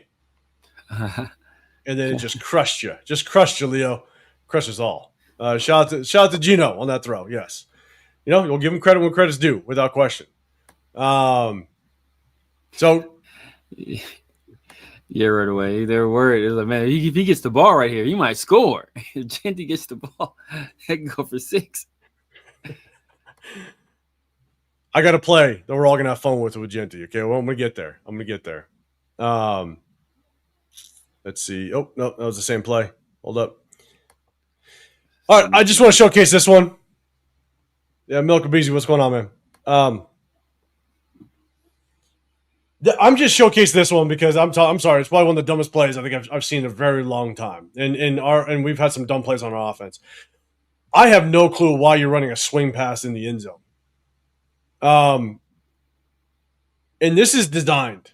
Oh yeah, I remember that play. For some reason, I thought that was out of shotgun. Did we do something like that out of shotgun too? Did we do something weird like that out of shotgun? I don't. I know we did something weird. Like, are you talking about games ago? No, I said this game. I thought. I don't know. Weird out of shotgun too. It was like another swing pass out of shotgun. I was like, what are we doing? And this is a design swing pass. If you look at Gino's progression, he doesn't even look. He looks downfield, goes directly to Genty. And you see it on the end zone view. And I'm sitting there going, your objective is to not be in the end zone. Yeah. But yet you're going to throw a swing pass where Genty has only one. If a linebacker plays that well, and when you're inside your own 5-yard line, you're more likely going to see man coverage, which tells me if Gino throws that ball and that linebacker or defender plays it well, Genty has no other option but to catch the football. And he's going to get absolutely blasted. If you watch Gino's progression, watch his helmet. He doesn't even look downfield. He looks play action, looks directly at Genty. And I'm just sitting there going, you're allowing contact at the 1-yard line by throwing a swing pass in the end zone. I don't want to spend too much time on it, but just that's crazy. And it's just the amount of time it took for that play to develop. You run this like long ass run action. And then he has to set up and throw a swing pass to like with the way I get our offensive line hadn't been that bad this game, but how bad it's been playing recently, like the amount of time you took and him actually dropping back into the end zone, this is wild. Yeah, I don't understand it. Sacktown, I like Caleb takes on the defender and goes and makes the second block. Reminds me of JPJ. It's definitely good reps. LS. It's still a 1v1 that Genty should have won as number 1 pick. He should have. You got to make the first man miss without question. Yeah. But I'm just more pissed off the play call. But don't worry, I got one on Genty. Dad City, all 22 on NFL.com. Yeah. That's poor design, but the yards were there to be had. I'm not trying to give Genty too much crap, LS. Yeah. All right, I try to hold it back sometimes. I try to be fair sometimes. Because I got one. Don't worry, I got one. Let's see. All right, here we go.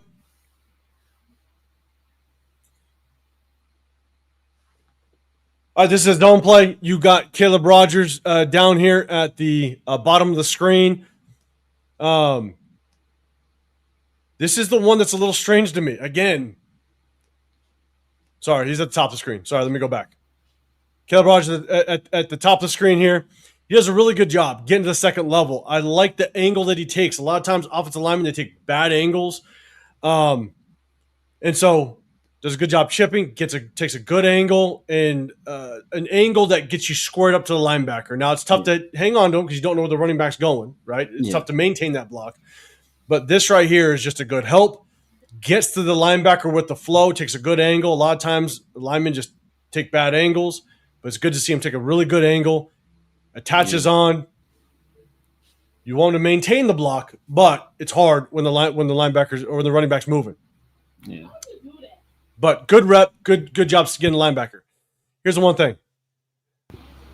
We saw this. This was Jordan Meredith. 4th and 1 against the Chicago Bears. Yeah. This is a simple zone run. Yeah. I'm not sure why. If this is a simple zone run, Kappa looks like he's trying to pull but doesn't pull. It's weird. And he's just shadowing Parham behind him. Yeah. Oh, yeah. I don't know what that is. And we've seen it multiple times now. And I don't understand it. You don't just jump underneath your lineman without the purpose of going somewhere, because all you're doing is you're exposing basically a lane into the backfield. Yeah, exactly. I mean, 97 is right there. That's the lane that Kappa just exposed by not just moving through his progression in his own run scheme. Yeah. Yeah. So I don't know. This could be another Brendan Carroll thing. Yeah, that damn Chip Kelly, man. That guy's from beyond the grave. The guy's just. So I don't know. Here's the thing, if we go through the natural progression of a lineman's blocking scheme, Kappa should take on 77. They double to the linebacker. If they double here, Kappa goes inside, Dylan Parham, and you can see his helmet. If you see the stripe, I think he's looking linebacker. He's got eyes on linebacker. Yeah. You double him. Parham releases to the linebacker. Kappa continues to take him down the line of scrimmage, and at least this guy's taken care of. DJ Glaze got his guy, or the cutback lane might be there. Yeah. Because now Kappa's at a poor angle to make that block. So I don't know what Kappa's doing. Again, just more confusion. So what was that at the top of the screen? Somebody is getting the Matrix right there. What is that? Oh, shit. Ian Thomas. Oh, my goodness. Oh, my God. Ian Thomas. Let's all look at Ian Thomas for a second. Oh, wow. That is – ooh. That's rough. Oh, yeah. That's Hufanga? Oh, yeah, Hufanga did him down. Yeah, who's Hufanga? So, Severe, let me know how you are on time-wise. I know we're reaching 6. I'm good. Okay. All right, here we go. All right, chat. Hope you're ready for this. Hit that, guys. Hit that sub button if you want to get included in the chat. We do a chat, a sub-only chat, just to show our appreciation to some of our subscribers. So definitely get included if you want to. Genty he had 10 carries for 30 yards. Yeah. Genty is responsible as a number 6 overall to make some of his own success. Yeah. The line's not going to help him every time, but when the line does, he's got to make his own success. Yeah. And we've shown it in open space where he makes bad cuts. We've shown it behind the line of scrimmage where he makes bad cuts.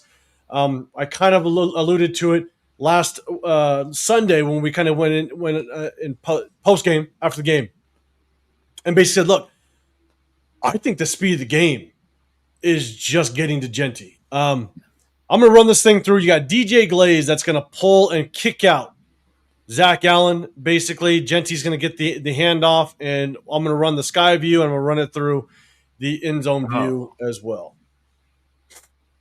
Chat, let me know what your thoughts on this. Let you know if you agree or disagree as to what I'm about to say. DJ Glaze is going to come through, take out Zach Allen. Oh, my God. Okay. So I'll go end zone view first. Genty knows the blocking scheme. Genty knows that DJ Glaze is going to come down and kick out Zach Allen. He's going to get the handoff with his shoulders basically on the hashes, right? Yes. He's got to keep his shoulders square, and there's that cut. I mean, it's there. It's as wide open as you want to draw it up. Okay? Now, there is a safety sitting up there, linebacker, whatever. But the thing is, there's so much open space. I'm going to go back to this view right here. Hold up. Let me go to it. Let me see if I can freeze it in the right spot. Bang. There's the open space that I just showed, and there's the lone defender. That's Genty one-on-one. Yeah. We all know how Genty handles one-on-one, though. but look, even if Genty backdoors DJ Glaze right there, he can take that same hole he took and still have but he lets that guy. He doesn't have the agility to do it. See, because if he can bounce that right there, he can take that same. But he's indecisive. See, he starts that way, and then he cuts back.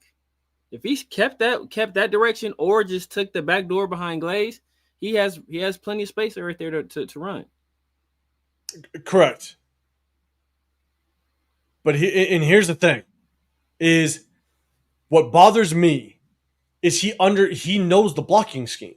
Yeah. He understands that DJ Glaze is going to kick Zach Allen outside to the left. As a running back, you understand that is where that defender is going to go. Because DJ Glaze is coming from here to kick out Zach Allen. So where's Zach Allen going to go? He's going to go to the left. Why Genty was putting his body in position to cut left makes no sense. At all. No sense whatsoever. And so this isn't even a read for him. That's the crazy part. It's not even a read. He should already know Zach Allen is so far. I mean, he's basically a 5 technique at this point. Exactly. And so Genty's going to get this ball at, I don't know, try to pause it. For why he's already going in that direction makes no sense when he knows DJ Glaze is kicking him out in that direction. Yeah. And so either Genty just doesn't understand it, Genty can't read it. I don't know, because this is just textbook shit at this point. Textbook. I mean, you have this opening with a safety on top. I believe it was a safety slot corner. Maybe it might even have been a corner, but I showed it in the previous view. That safety is still 7-8 yards off the line of scrimmage. If Genty continues his momentum right off of here and just cuts, you're one-on-one. And that's when you can show your worth as a number 6 overall pick. Yeah. Make that one-man miss, and now you're off to the races. Yeah. And DBs are his favorite people to hit. So if you want to hit somebody, you got a DB right there as a way you want to put your shoulder in somebody's chest. So, again, I show it because this is probably, I don't know, Severe, maybe the 8th, 9th time at least. At least. That I've shown that in the backfield. That's not even open space stuff. It's just in the backfield that he's just making the wrong cuts. Now, there's a lot of times where it's a judgment call, right? And so I'm not showing the ones that are judgment calls or ones that, look, you're not going to, you could go look at Saquon, okay? You could go look at Bijan, and there's going to be times where they don't make the right cut, right? But it's that 80-20 rule. You want them to make the right cut 80% of the time, and 20% they make the wrong cut. The NFL is so fast, you can expect every running back to make every single cut. But the thing is that he only had 10 carries this game. Out of the 10 carries, you as being a number 6 overall, you got to be able to make the right cut 80% of the time, bad O-line or not. And you got to be able to show that you are worth that number 6 overall pick. But this right here, knowing that DJ Glaze is his assignment is to basically pull down, kick out Zach Allen, and Genty at the handoff, at the mesh point, your body position is to cut into the block. Yeah. I can't anymore. Yeah. And it's not even like a super like physically demand. Like we're asking him to do something like just crazy. Like, it's not difficult. Just put your foot in the ground, go the opposite direction. Like you should be able to make a simple change of direction. So I'm gonna run it one more time in this view. We've kind of like beat this one down in the ground, but it's there. That could have been the difference between him having 10 carries and 30 yards and him making one man miss and possibly ripping off another, 25, 30 yarder or even more. Obviously, we know Genty doesn't have the breakaway speed, but it could have been 11 carries for 60 yards and it just looks a little bit better. Yeah. But that's the opportunity he needs to take advantage of as number 6 overall pick, and we've showcased it numerous times, unfortunately. Rundown, what's going on, brother? Appreciate you popping in. He says, "Salute my guys. I got to turn this shit off. Y'all getting me heated, and I'm going to try to chill." I'm telling you. It's not fun to watch. It's brutal, even trying to break this thing down. All right, let's see. All right, as much as I said, Parham probably had the best game he's had in the last 2 seasons, last year and this year. I'm serious. It was pretty good. I'm not gonna lie. He did a pretty good job. It wasn't all on him in the run game. He did a decent job. He, for the most part, did a really good job in pass blocking. But this one, this is signature Parham. Yeah. Parham saw we were laying 7.5 at home. He was like, "No, what? I'm gonna take. I'm gonna take the Raiders this week." This is signature. Oh my God. What are you doing? And I just want you to watch Parham's head afterwards, right? So you got Parham. I'm sorry. You see the linebacker walk up. All right. I don't know if he thought Genty was going to sit in, but Genty went on the wheel route. Yeah. But Parham goes to engage. The linebacker walks up on him. Doesn't take him. Again, I don't know if he thinks Genty's supposed to sit in and take him. I'm not sure. But watch Parham's helmet. Parham's looking behind, basically having that oh shit moment. Like, oh, was that my guy? Like, this is signature Parham right here. Looking backwards. But Parham's looking back behind to make sure Geno Smith isn't dead. I'm telling you. He was doing a wellness check. I'll give him Parham his flowers. Probably the best game I've seen out of him since last year and this year. But hold on, and technically PFF, which we all know how PFF is, it's really hard to judge PFF or even go off of their ratings. But PFF had him as the highest rated guy, but didn't account him for a sack. And I know it's hard because you don't know the blocking scheme. You don't know if how the offensive line was supposed to work exactly. And I'm not gonna come on here thinking I know. But when you have a linebacker walk up at basically the snap of the ball, and I'm going to pause it. At this point right here, you have to protect your inside shoulder. Every single lineman between Parham and Forsyth, you have to protect your inside shoulder because you have to engage with the man at the closest point of attack. And the guy at the closest point of attack is going to be your inside guy. Yes. And so this tells me Parham, this is most likely your guy. Yes. What they call it, the MDM, the most dangerous man. Yep. And that's the man basically with the quickest point to the quarterback, which is typically your inside man. So, again, I'll end it with that. Parham probably had the best game of his last 2 seasons. And I'm going to say it, and I'm going to end it with that because I'll probably never be able to say it again. But shout out to Parham. Especially because he got Jordan Davis this week, so we'll see how that goes. Oh, Jesus Christ. All right, here we go. Is your boy Ty Robinson? Is he with the? That was your boy, right? Ty, did he go to the Eagles? Yep, he went to the Eagles. Oh my God. Ty Robinson was probably my favorite D lineman, starting in like the 3rd round. Yeah. Like if we were to get one, he was my favorite one. That's why they let Booker go. They're like, hey, you guys can have Booker. Oh yeah, he took his job. Exactly. Yes, I was so pissed. That's why I was so pissed. Because when we picked up Booker, I instantly remembered that Ty Robinson went to the Eagles, and I was like, was Ty Robinson performing well enough to be like, Booker, the future Pro Bowler potential, we'll trade him away because we drafted Ty Booker. Ty Robinson. They really sold us that bill of goods, too. So he's going to be a future Pro Bowler, man. Watch. That's so nice. That Raider, man, I appreciate you. Appreciate y'all. Oh, my God. I know. This is just a quick example of why offensive line is so crucial, right? I know a lot of people want a Genty at number 6 and stuff like that, and I get it, but at the same time, got to understand that you're only as good as your weakest link. I know, Severe, you said it so many times. We've said on this show that you're only as good as your weakest link. And I'm not – this isn't necessarily picking on Forsyth because something happens when you look at the end zone view that it was hard for him. But, Genty had opportunity to take off on this one. But because of one missed block down here, you got Forsyth going against number 98 here. This is the reason why Genty didn't take off. Everybody had a hat in the hat, really good blocking. Yeah. And Forsyth unfortunately just kind of lets his guy go. Now, I'll go in zone view, and it was a little tough. Parham doesn't really engage too well with his man. Forsyth, you really want him to get engaged quicker with 98, but Forsyth just kind of gets bumped off of his man. Kappa doesn't do a good job of just maintaining line of scrimmage with his man. He just shields him and rolls him off. So Forsyth just kind of gets caught up.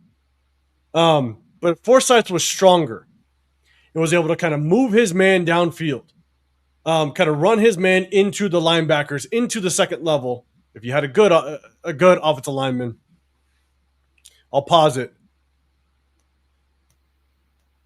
Actually, let me go back to Dylan Parham. Shout out to Dylan Parham. Watch this block for Dylan Parham. Pulls, takes out 97. He put somebody. Some pancake action right there. Some IHOP going on. I'll give him some love. Bam. Yeah. So, great block by Parham. Runyon seals his man off. DJ Glaze got his man.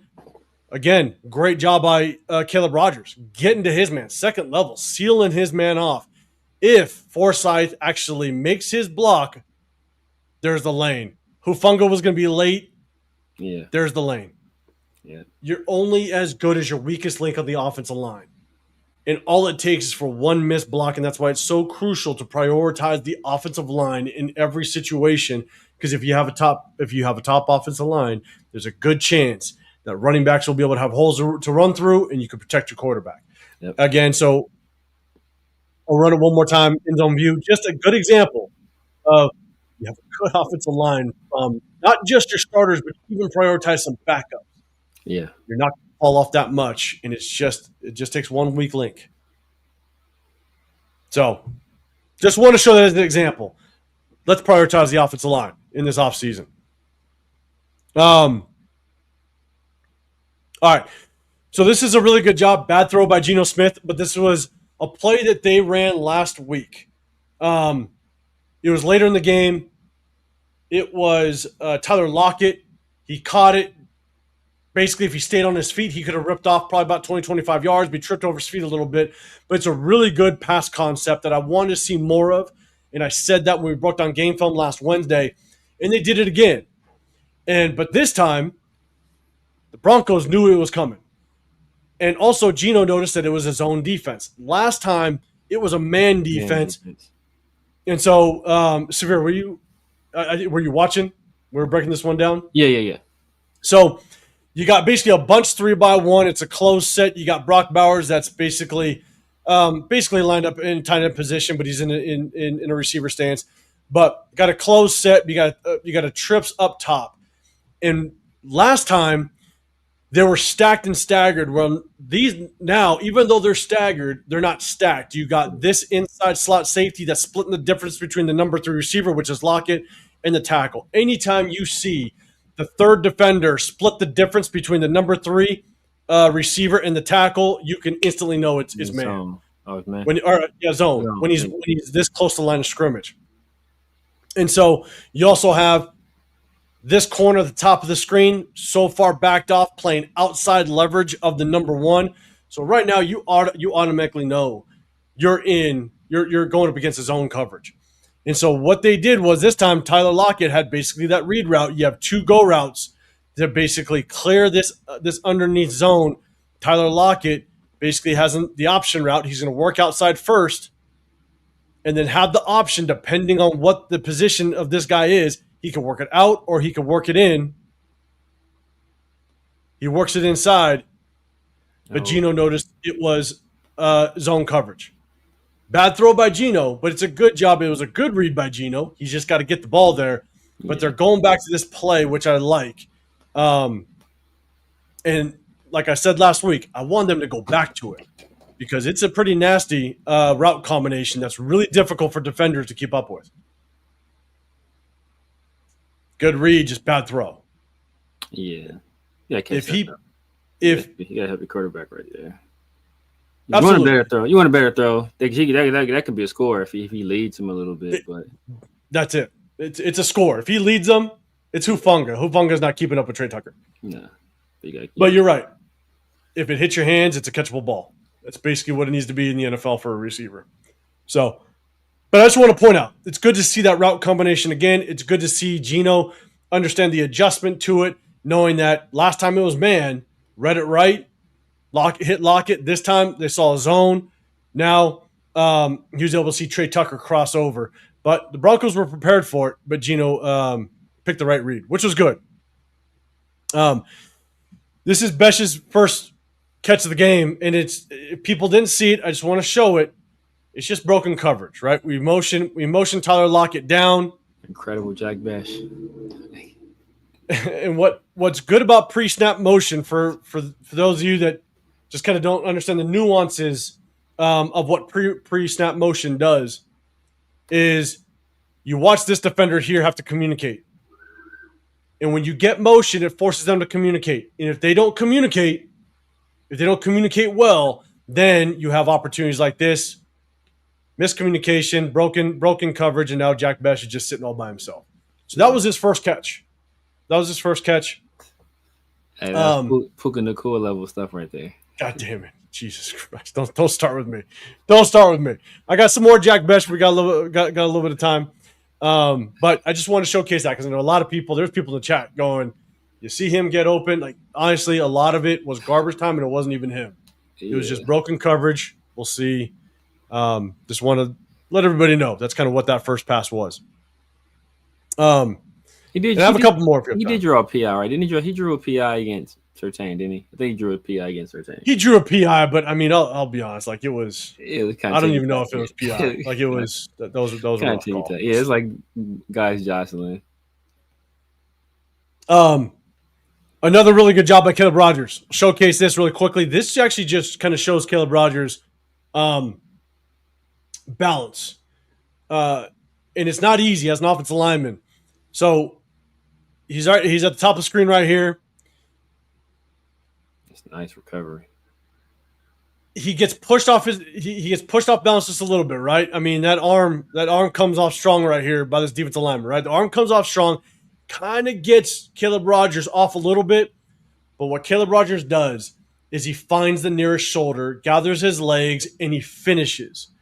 And to see a rookie do this is actually very promising. So I'll showcase it right here. Crosses his face, gets off balance, but he recovers and he commits. That's what I love to see out of a young rookie. Is as soon as he finds the shoulder, he commits and he drives them. Yeah. A lot of linemen that just don't have that athleticism, or even I want to say athleticism, just don't have that want to finish. Well, let this guy through. Yeah. And so I really like this rep, even though he's beat initially. Yeah. His recover is outstanding. Recovery is incredible just because looked like he was falling backwards. Yeah. And he was able to turn his hips and get good solid contact. He's falling backwards. He was able to flip his hips and make solid enough contact to push the guy out of the play. I mean, that's really impressive. Yeah, and I say it, the key is always if you get beat or you get out leveraged just a little bit, if you can find that near shoulder and lift the shit out of the shoulder and just run them, just drive your feet, you're going to get the leverage. He finds a shoulder here. He's got it. Yeah. And you see this anchor, just the leverage he has in his body right now to get yourself in that position and then just all legs from this point and run them. I mean, he ran him. It's very impressive. I like the recovery off of this kid. All right, this is we'll go to the end zone view, but this is Besh right here. This is a catch late in the game for Besh. Just want to showcase it's late in the game. All right. But you just look at the soft coverage. Come on, man. That is some Henry Renfro level route running right there. Right? Yeah. You see him beat that guy like a drum. And look, it's not about it. To me, it's not about the route running per se. It's just showcasing like this is what Jack Besh was dealing with towards the tail end of this game. This guy's playing 8-9 yards off on his heels. He's not working his way up the field by any means. He's going to give up every route underneath possible. So, Let's just not get on that Besh hype train. Surtain was worried about that hand going up, man. He was worried about getting, Randy run them streets, that hand go up. You know what time it was? Oh man, he was worried about it.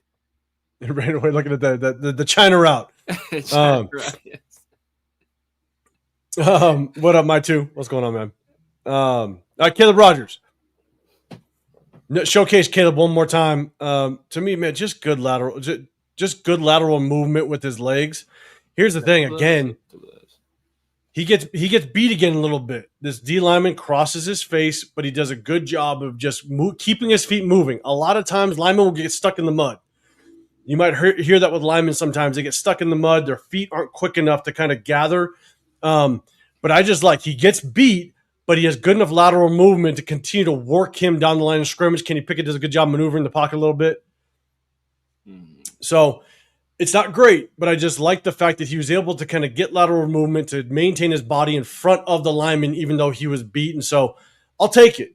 Not perfect, but I'll take it. Take it. Yeah. I mean, I only saw him really get beat one bad time. It was maybe the first or second play of the game. I think it was Franklin Myers. I think he plays for the Broncos. Beat him pretty badly.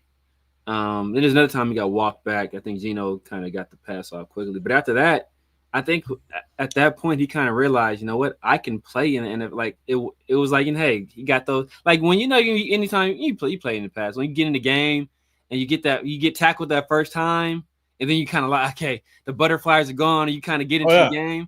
I think after those 2 reps, he was all right, well, hey, this is just football. I'm back to playing football. Okay, I can do this. And from there on, it was pretty impressive play for the most part. That's why it's so funny, because when I played, I loved playing kickoff, kick return, because that was your first moment before going in and playing in the actual on defense or whatever. Then you get your first contact on kickoff, kick return. That's why I loved playing it, because you can get that first pop in, that first hit, and you woke up. Now it's game time. Exactly.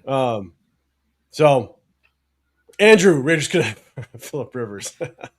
God damn it. We got players on this team younger than Phillip Rivers' kids. I know, right? Exactly right.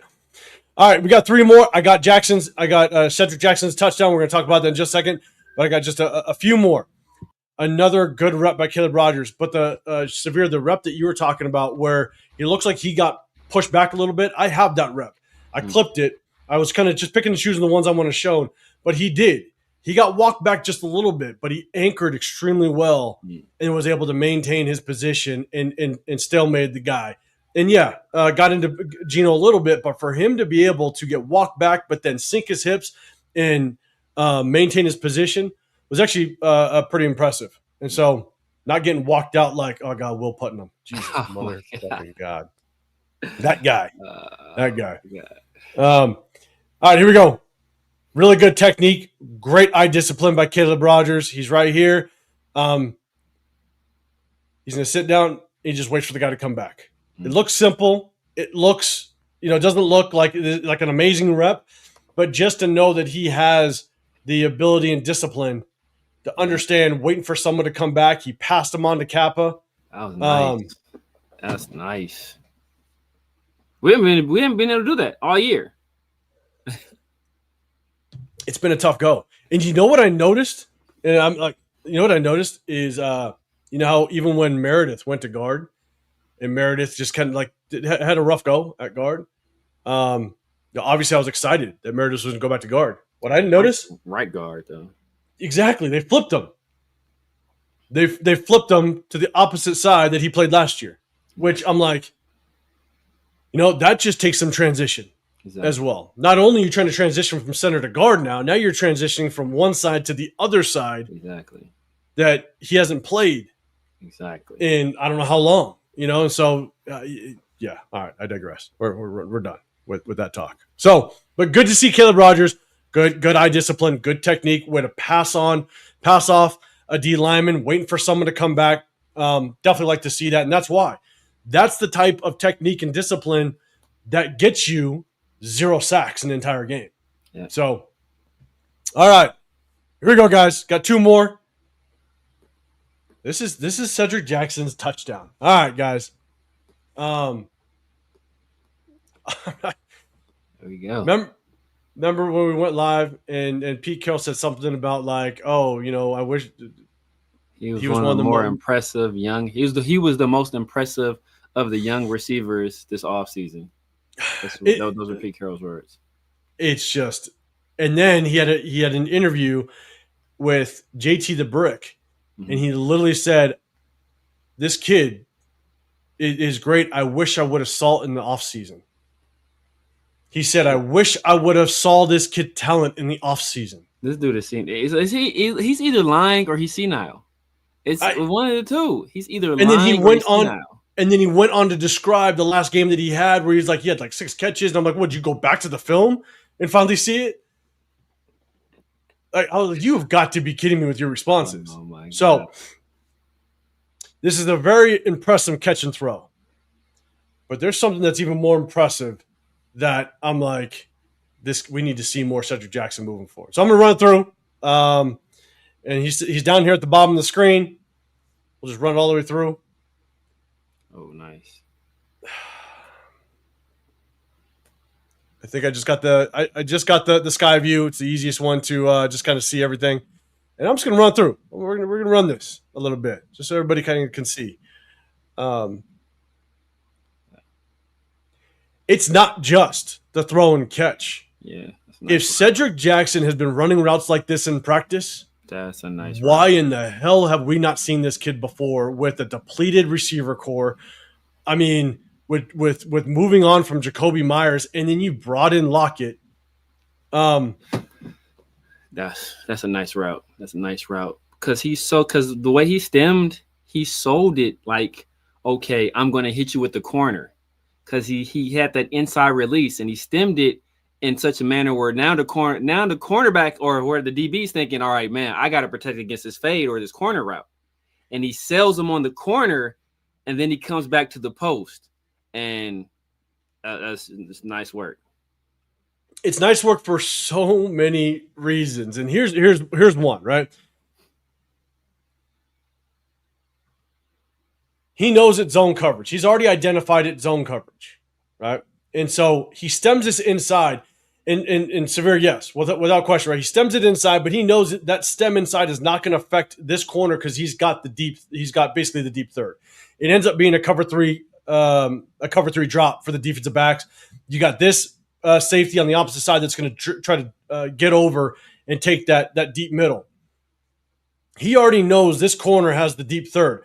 So he now knows I can stem this thing inside, but not only does he stem it inside to hold this corner, because now this corner, like you're saying, has the corner route, right? He has anything to his side. So he's not going to sink inside. He's not going to do it. So what he does, he stems inside to just shave this defender because Brock Bowers is going on the out route. So he influences this defender just enough to kind of help Brock out, which is great. Yes. Which is a hell of a job by a young receiver. So not only does he stem inside to just shave this guy, he shaves him to stall him. He helps out Brock. Great job. This corner still, he opens, but he's going to stay outside leverage. Mm-hmm. And then the move at the top of his route. Yeah. Watch the corner at the top of his route have to open up because he knows, oh shit, he might go to the corner. This corner opens his hips just enough to hold him. And I don't know if he notices it, but again, as a receiver, you're basically, you're running this seam route. Exactly. So you have to know what this safety is going to do. If this safety continues to drop, you're going to skinny this off. Exactly. But if the safety commits and he stays and he flat foots the read, and what I mean by flat foot the read, that means he's not going to automatically get into a drop into the deep middle. Then he knows this backside safety is the one that has to get over. Yeah. So if he can freeze this guy for that split second, he's going to be wide open in the seam. But the move at the top of the route is what creates this entire opening. Nice. If this is the route running this kid has shown in practice, we have not seen a single scenario that Deontay Thornton has been able to run a route like this. Not at all. Not even close. Not even close. Not even close. Oh my God, not close. I'm like, if Cedric Jackson has shown any of this in practice, for the love of God. Now, and I'm not saying Deontay Thornton needs to be on the sideline, but why is this kid not getting more playing time? At all. I don't. It doesn't make any sense. I mean, I'm just for fun. Like, the stem inside, he gets upfield, move to the top of the route. I mean, watch the corner again. The way the corner that has to, just for that split second, open and almost get in position to get to the corner, opens up this distance here. If he doesn't make that move, the corner is going to be on his hip, and he doesn't get the separation. Because the corner is going to have to speed turn right there to try to get to that corner. So, like you said, he starts to open up, and then you said that's just beautiful, beautiful route running right there. I'm sorry. That was just, and that was, like you said, that was a beautiful throw as well. You give Kenny Pickett two gloves. The gloves was working. Yes, it was working that day. It was working. Not going to give. Yeah, I definitely got to give Kenny credit, man. That was a dart right to the back of the end zone. Yeah. But I think that's the tough part. Is why have we not seen more Cedric Jackson up to this point? Because if he just ran a route, and also, mind you, this is at the tail end of the game. This is where the defense does not want to get beat deep. They're going to keep everything underneath. Exactly. And so he's doing this. It's not like, and I'm not taking his shots, sorry for anybody in the chat, but like Jack Besh is doing all of his work against guys that are going to give everything underneath. Exactly. He's doing this against coverage that does not want to get beat deep. They're doing everything to make sure they don't get beat deep. And so I don't know. I'm just sitting there going, if this guy does not get 70-30 reps with Tyler Lockett, oh my God, we're doing something wrong. Like something's going on. He's going to be inactive. He's going to be inactive. Watch. And I only say that because this wasn't the last series. Denver got the ball back after the score, and we got back on the field to try to get into field goal range or score, and Cedric Jackson was no longer on the field. He's not on the field. He's going to be inactive. He's going to be inactive. He got 2 plays this game. It was this play and the one before that. That is it. That's it. I mark my words. He's going to be inactive. So, yeah. So that's it. I wanted to end on that one. We're going to end on a good note. We're going to end on that Cedric Jackson touchdown. Guys, let me know what your thoughts are on Cedric Jackson. Should we see more of him? Do we need this kid to continue to show what he has going into the offseason? Chat, let me know. Hit that hashtag Raiders. We're going to go up to the big screen. Appreciate it. Salute to everybody. Severe, I'm going to ask you that question, but salute to everybody. We appreciate y'all. Double tap that screen. Hit that like button. We do this every Wednesday. We are going to break down game film. We're going to break down college film in the offseason. I think we figured out a way to make it happen. So we definitely tap in for that. All the top prospects we're going to definitely focus on. But we do this every Wednesday, and we hit you guys post-game lives, break down the game film after every single game. But let me know, guys, should we see more Cedric Jackson? Severe, what's your thoughts? Obviously, we should have saw him a long time ago. I've been calling for Cedric Jackson and Justin Shorter for weeks. Like, it makes no sense. Like, why are we messing around with Ian Thomas? Why are we messing around with Tyler Lockett? Like, it makes no sense. Get these young guys out here, get them some run, see what they can do, and see what, hey, is this a guy that's a potential diamond in the rough that we can kind of mine some potential out of and turn into a rotational player? And is he going to ever be like number 1 or number 2 receiver? Most likely not, right? The odds are against him. But is he a guy worthy of being on the roster that's be some potential depth and that can carve out a role on your team? Like, find that out. Yeah. And just to kind of reiterate, and it probably wasn't just us, there's a lot of people, but when we did our own 53-man roster, predictions of who's going to make this team. It was between Alec Bachman and Cedric Jackson. We felt Cedric Jackson provided a skill set, 4'2" guy, 6 feet tall. He provided an asset to this offense, an aspect to it that can make it very dynamic. But and the question is, he's been on the practice squad, so you do got to pose the question, like, why hasn't anybody picked him up? Like, you can get someone off the practice squad. So I don't know. I have no clue what is going on behind the scenes, why he hasn't had opportunities up to this point, week 13, 14 of the season.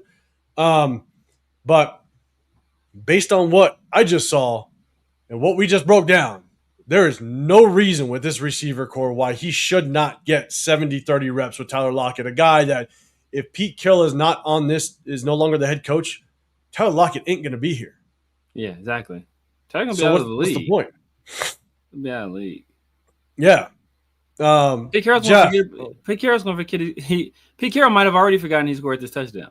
Oh, my Jesus Christ. He might have already forgotten it. It's so bad. And he sounds just so deflated during the press conferences. Like, it's hard to watch. He sounds confused. There are times he says stuff and he doesn't mean to say it that way. So he tries to change it, but he's already said it. So you can't erase what you just said. It's like, he just looks like an old man, like that. Like, he just shouldn't be coaching a football team anymore. Yeah. And I got one last question. And Jeff, I'm sure you're going to want to tap into this one, but you're saying there's so many questions as to personal decisions on this offensive roster. We're seeing how good some that have sat all year look better than what's been playing.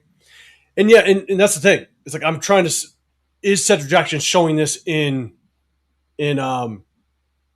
practice? I have no clue, but if we see it one time, I would think this is kind of how he runs his routes a little bit. So, yeah. We'll see. What up, Chris for Raiders? What's going on, brother? Appreciate you popping in here. Salute to you, brother. Let's see. Chris for more youngsters. Yeah. Fucking Leo. God damn it, Leo. Yeah. The guy that should win the Heisman, in my opinion. He won't. He should, but he won't.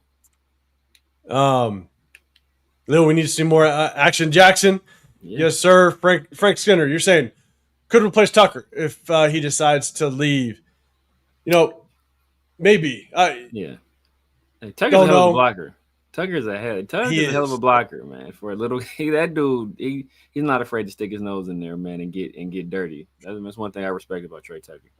He is, and here's the thing about Trey Tucker is what I think. Obviously, don't get me wrong, shaky hands. It's been the case for him for quite a while, right? That was one of my biggest knocks on him. His rookie year and the year after was he just never caught the ball clean, which was really tough. But in the same breath, we've never used him the way you should use Trey Tucker because of all of our issues in the receiver room. Devontae Adams leaving, Jacoby Myers being hurt a couple games last season. And then you come this season, and now Deontay Thornton doesn't look like a number one. Jack Best is struggling to really showcase what he's got.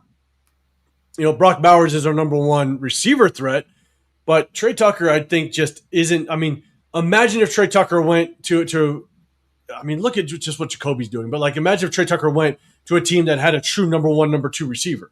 Exactly. They could use him in so many ways that utilizes his skill set. Exactly. He's not a volume passing target. He's a guy that's in there that should be in there for explosive plays. Kind of like a gadget guy, right? He's a guy that's ideally a third or fourth option on your offense that provides some speed there, and you can do some real interesting stuff with, because of his toughness and because of his athleticism. But when you try to wedge him in as your number two guy at the beginning of the season, and now as your number one guy, just because of the lack of other options, is just now he has Pat Surtain on him, right? Instead of a strong or weak side linebacker defending him, or him being able to beat zone coverage as the third option. Now he has the number one corner on him, and we see the results. Yeah, and Hits Boy, you're saying need to see more consistency first out of Jackson. The only way to see consistency if you actually see him on the field. Yeah, and what passing target have we seen any consistency out of, including Brock? We've seen no consistency out of any passing target on this team this year. And so again, because we have no visibility of what we see in practice, but I'll tell you right now, if I just showcase Cedric Jackson running a simple, just ran straight and cut, what have you, okay, that doesn't tell me a whole lot. It tells me that, he may not be a much of a technician as it relates to route running, but to see that, I'm like, I want to see more.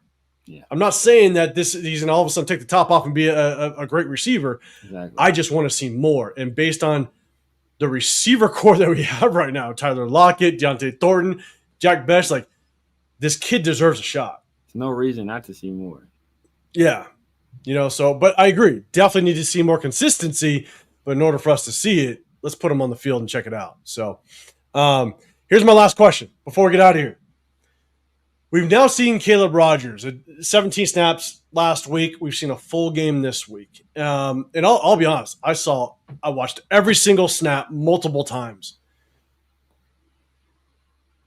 I don't see any reason. I only present this question because, again, good old Pete Carroll was asked at the podium yesterday, I believe, or Monday, the day after the game. He was asked, based on Caleb Rogers' performance, can you say that he's possibly the starter moving forward? And Pete Carroll threw out the competition piece again. Pete Carroll just threw out the competition word again, basically saying we're going to see how he can do. We're going to see how he performs. We're going to see how he does. And I'm during practice, and I'm sitting there going, wait a second. Even though Dylan Parham had a good game this week, we know what Dylan Parham is. I'm sorry, like that's a one-off. There's no reason why Dylan Parham should be seeing the football field at this point. And the only reason, and Pete Carroll said it in a presser last week, the only reason why Caleb Rogers actually played the entire game was the fact that Jordan Meredith was hurt. They had to move Alice Kappa to center because Will Putnam is dog shit. Obviously, JPJ. The only reason why Alice Kappa or Caleb Rogers is playing is because of injury. Yeah. That's the only reason. Yeah. So all these guys, the reason Jack Bech is getting snaps because of injury. The reason Darren Porter got so many snaps because Caillou Blue kept it's like he didn't all of a sudden have some revelation where it's like, you know what, I should really be playing these young guys. It's strictly because of injury. Like he literally has no other choice but to do it. So there was people like I'm not giving him any credit for any of this because he's gonna go right back. I'm telling you, if Deontay Thornton clears concussion protocol, Cedric Jackson is going to be. Just watch. Cedric Jackson is going to go right back. I think Pete said he needed another week. I think he said, or want to give him another week. So Cedric Jackson to go right back to practice squad. He's going to go right back, or he's going to be inactive because I think they already signed him to the 53. So he's going to be inactive. So, and if that is the case, that's going to be wild. But here's the thing: is ideally, if you want, and Alice Kappa, Severe, you mentioned last on Sunday that you thought Alice Kappa didn't do too bad. And you're right. There was a couple rough plays. Yeah. But Alice Kappa doing not too bad is amazing based on what we've seen in the past. And so it's like he didn't do too bad, right? He definitely gave up a sack, definitely a couple pressures and stuff. It was a little rough in the run game sometimes. It was a bad sack, too. It was. But I would say that he probably played okay 60% of the time, which that's a win for Alice Kappa. Here's the thing. Alice Kappa's probably going to continue to play center.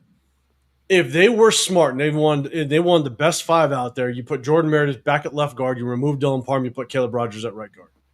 If you at least want the best of what we got right now, I think that's what we do.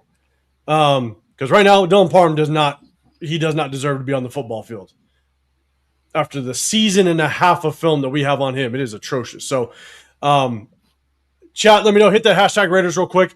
Do you think Alice Kappa needs to play from this point moving forward, even with Pete Carroll saying there's still competition at practice?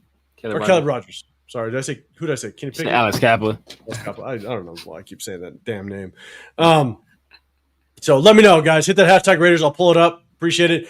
Leo, the meet and greet, man, we probably had about 40 people at the meet and greet. It was pretty good. It was a good turnout. Too bad Chris missed it. A lot of super fans out there, unfortunately. But shout out to If you guys Afakasi. haven't checked it out, man, check out the it's on your channel. I think I watched it on your channel, right? No, it's only on Spicy. It's only okay. Yeah, Okay, I was watching it over there. Okay, yeah. So yeah, check out the event. It's on the Saturday before the game. 805 doing this thing, man. He's trying to hold it down. 805, she was trying to keep it real as possible.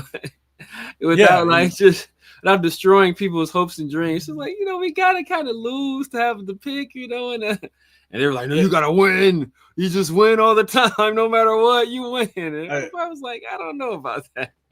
I had enough shots in front of me to get through it. That's for sure. That's the real thing.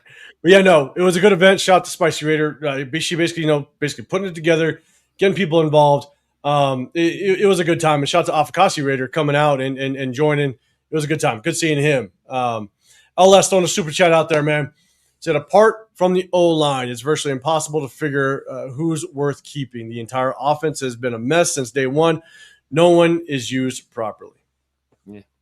I think that's why it is the hardest thing to assess this offense, because we know what we had last year. We weren't too far off. Everybody was like, we just need a guard. And we could have a good, like a serviceable to good offensive line. Exactly. And now we're like, we just look like trash across the board. Yeah. And so needed to replace. We're back. We needed to replace Parham. That was what we needed to replace Parham. That's like literally. That's all you had to do was replace Parham. That's like you needing. I like you know what, honey? We just need a new refrigerator. This one's on the fritz. They can't get his new refrigerator, and baby, I heard I'm remodeled the whole kitchen. Like now we're not going to be able to use it for 6 months. But it's gonna be beautiful when you all we needed was a new refrigerator. Like, why'd you do all of these other things when this is literally all we needed? I'm with you. And again, is it Brendan Carroll just making just horrible decisions with the switch up of positions and starting guys out of position and moving guys around and do all that stuff? I mean, even just I could see Pete Carroll sitting around the dinner table with Brendan Carroll being like, man, maybe we should move Jordan Meredith back to guard because he had a pretty good season last year. Halfway through our season this year, it's just like, are you kidding me? Yeah. And that was his reasoning why they moved Jordan Meredith back to guard, because he had a pretty solid season last year. It's like, so you switched him? You don't say. Ah, Jesus Christ. Yeah. So it's hard to tell, but I am going to lean on the fact that some of our offensive linemen did well last year, and hopefully we can build off of that if Pete Carroll's fired. If Pete or let go or walks away. If Pete Carroll's still rocking for next year, we are going to have it's going to be rough, people. I think it's going to be rough. Chris will have more vacations lined up. Oh, yeah. Definitely. Yeah. J-Dog, Laker Nation, got Kenny pick 6. Chris 4. You're saying Rodgers should start? I think so. And Leo, 40. Damn, that was 40 more than that Raider reporter. Man, yeah. So, real quick, Raider Nation 510, Brendan Rice getting called up. That would be wild because we signed Brendan Rice. If Brendan Rice gets called up and actually gets called to the 53, and Cedric Jackson doesn't, that's that SC stuff. The USC ties. Oh shit, you're right. God damn it, man. Just another thing we can complain about. I ain't watching all next year. Pete's back. I don't blame you. It'll be a rough one to get through. No, I gotta get out of here. I will say this though. Yeah. I believe this is the case, but I think you guys know where Pete Carroll went to college. Shit, I don't. I want to say it was Fresno State. I want to say it was Fresno. Was it Fresno State? I believe it was Fresno State. I have to look at it. I believe it was Fresno State, which was interesting. Very interesting that another person from Fresno State comes here and it gives us false hope. I believe it. Somebody I get it. Yeah, man. Hey, Severe, have a good one, guys. Definitely say out, Severe. I'll close this thing out, man. All right, man. We'll link up later. All right, guys. Hey, we appreciate y'all. Yeah, hey, we're gonna get out of here. I might stick on for maybe 10 more minutes. If you guys have any questions, anything you guys want to bring up, anything you want to just vent out about with this goddamn Raider team, we'll definitely chop it up for a few more minutes. Chris, throwing a super chat out there. I appreciate you, man. Sending love to this breakdown. Appreciate you, man. You know how we do. We try to do it every Wednesday, but we are going to break down college game film.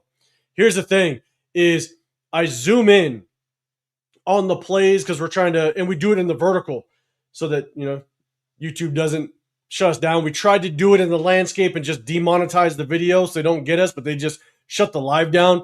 And so I think what we might do is we might just do the same concept. I might just go look up the YouTube videos and I'll be able to cut them up. And we might be able to do the same thing in vertical, zoom in a little bit. So you may not be able to catch everything, but enough. And we're going to break down game film, all the top quarterbacks, maybe some of the offensive linemen. Obviously, we're probably going to be in the market for at least one offensive lineman at least. We might take a look at some of the safeties out there and maybe some linebackers as well. I know a lot of people like some of the edge rushers. So we're going to break down game film throughout the season. And I'll tell you, as soon as the season's done, I think I'm going to start working. I'm going to start cutting up.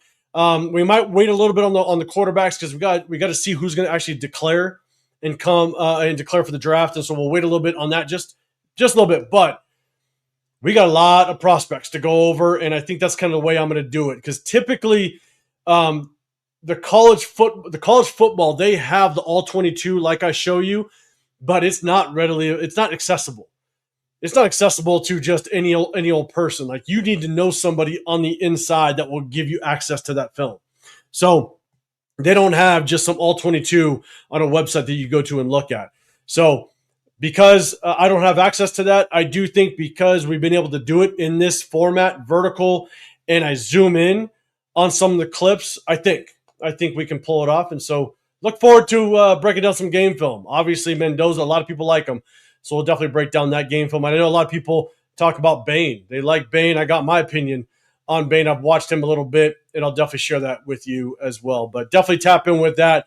And we might start the start him, bench him, cut him a little bit early because, bro, this is going to be a rough one. Unless I'm not dragging my ass out of bed at 3 a.m. to repeat all this bullshit. Fool me once, shame on you. Fool me twice, shame on me. I know.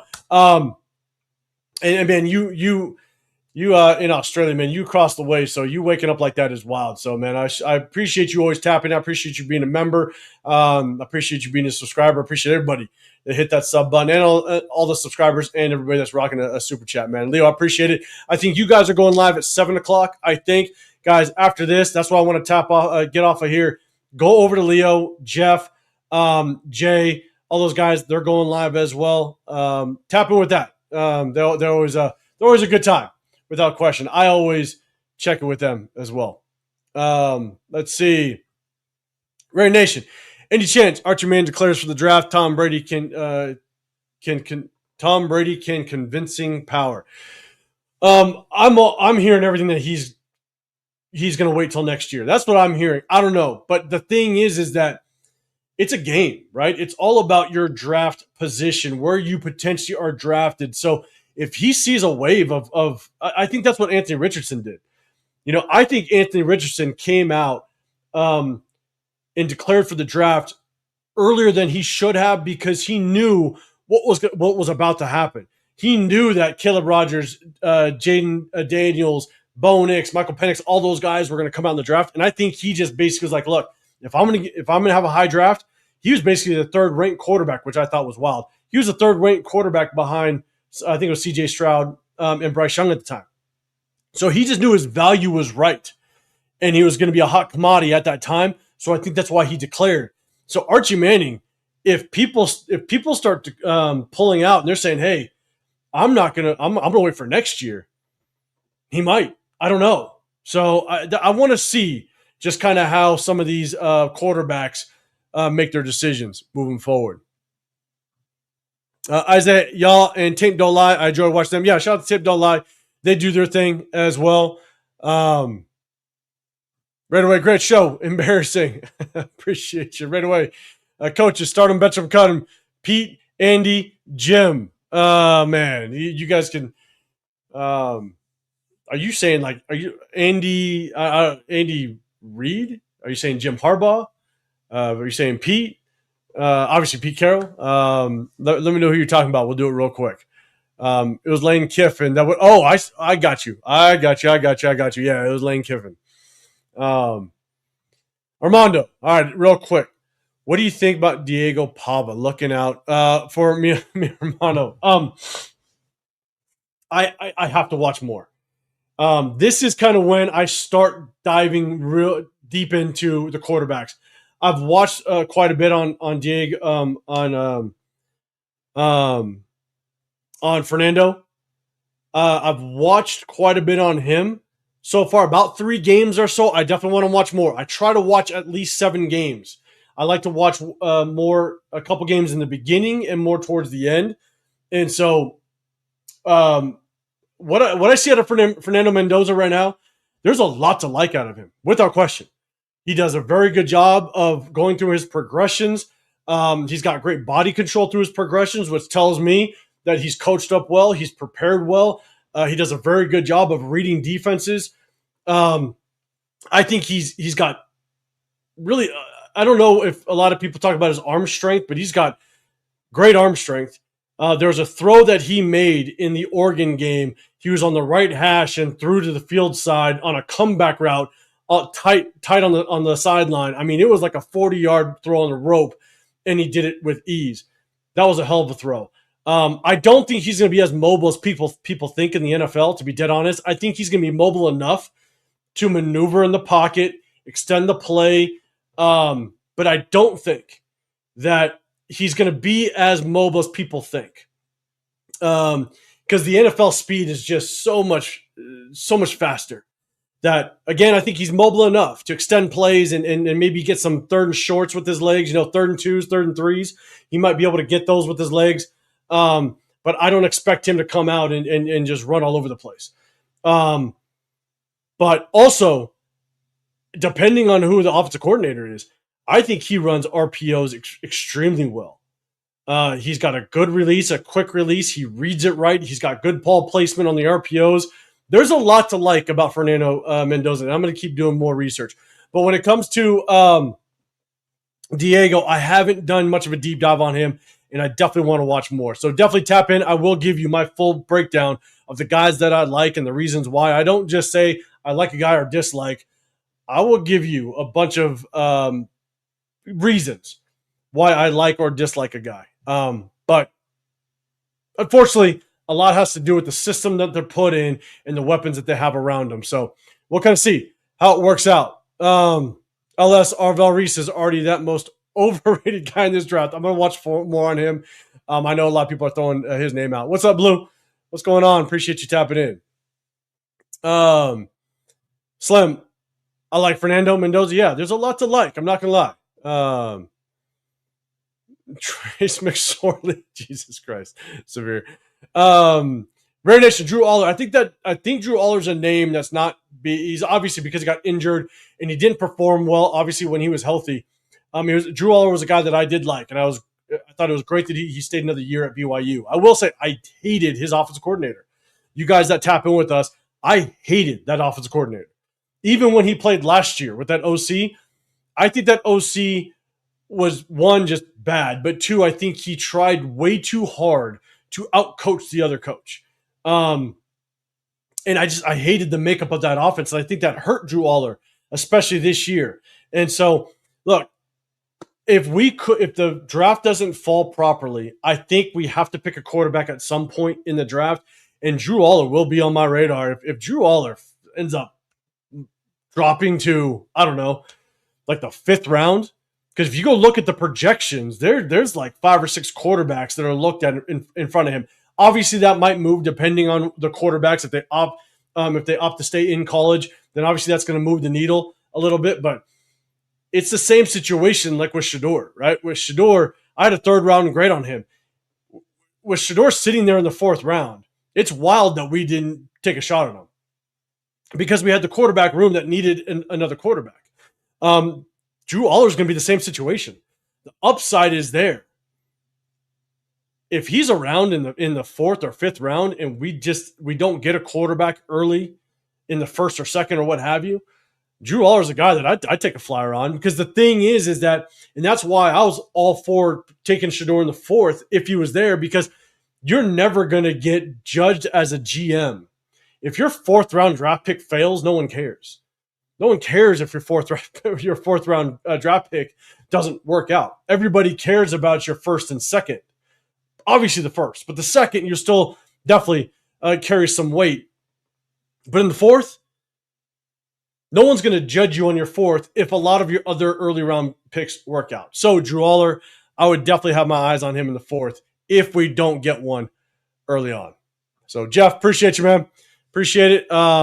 All right, let's see. Let's say like a nation. Well, if Archie Manning did declare, and we have a chance between Mendoza and Manning, who is worthy of the number 1 pick in your opinion?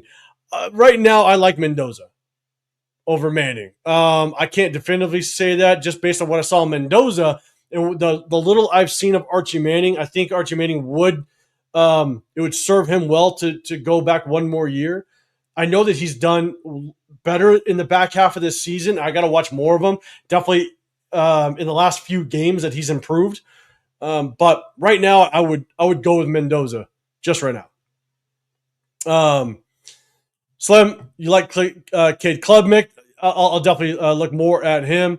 And Red Nation, I think you're responding. Archie Manning would instantly be the top-ranked quarterback if he declares. Markdavis has wanted to draft him for a while now. Lastly, Tom Brady can bring in Alex Guerrero to continue his development. Okay, so again, I haven't seen a lot of Archie Manning as of late, and I know that a lot of people have talked highly about him. The thing is if he looks better than Mendoza and he would be instantly the top-ranked QB, I'm not gonna say you're wrong. I'm just gonna say that's hard to believe, given the fact that I think more people would be talking, more people would be putting him in the conversation, and I just don't see it. Again, I'm not saying you're wrong. I got to do more research as well, but to say he's instantly the top ranked, it's just a bold statement.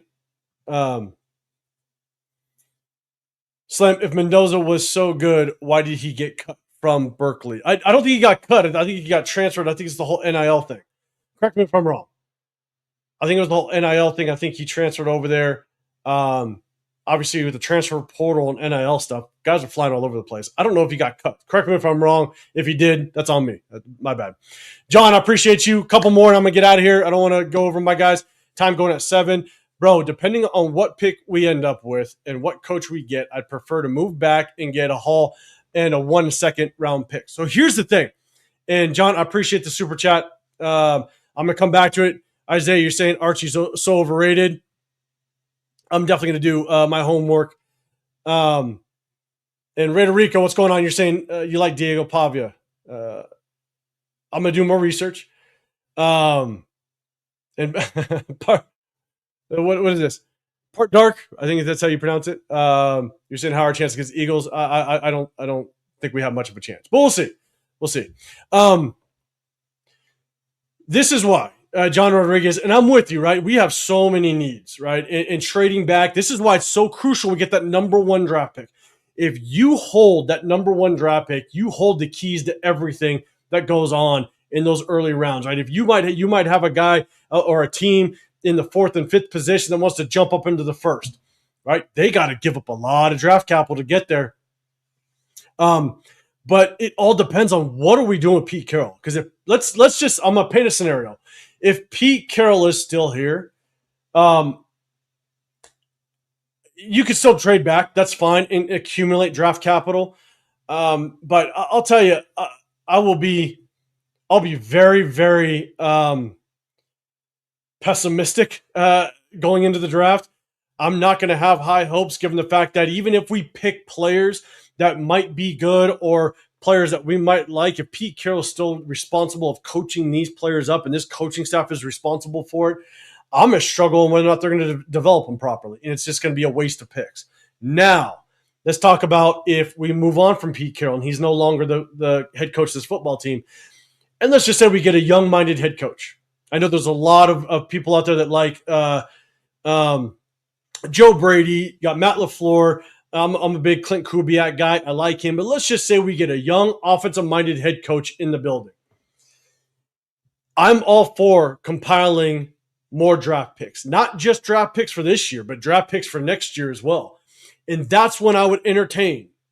Because at that point, if you get a young offensive-minded head coach, you're hitting the reset button and you are in full rebuild mode.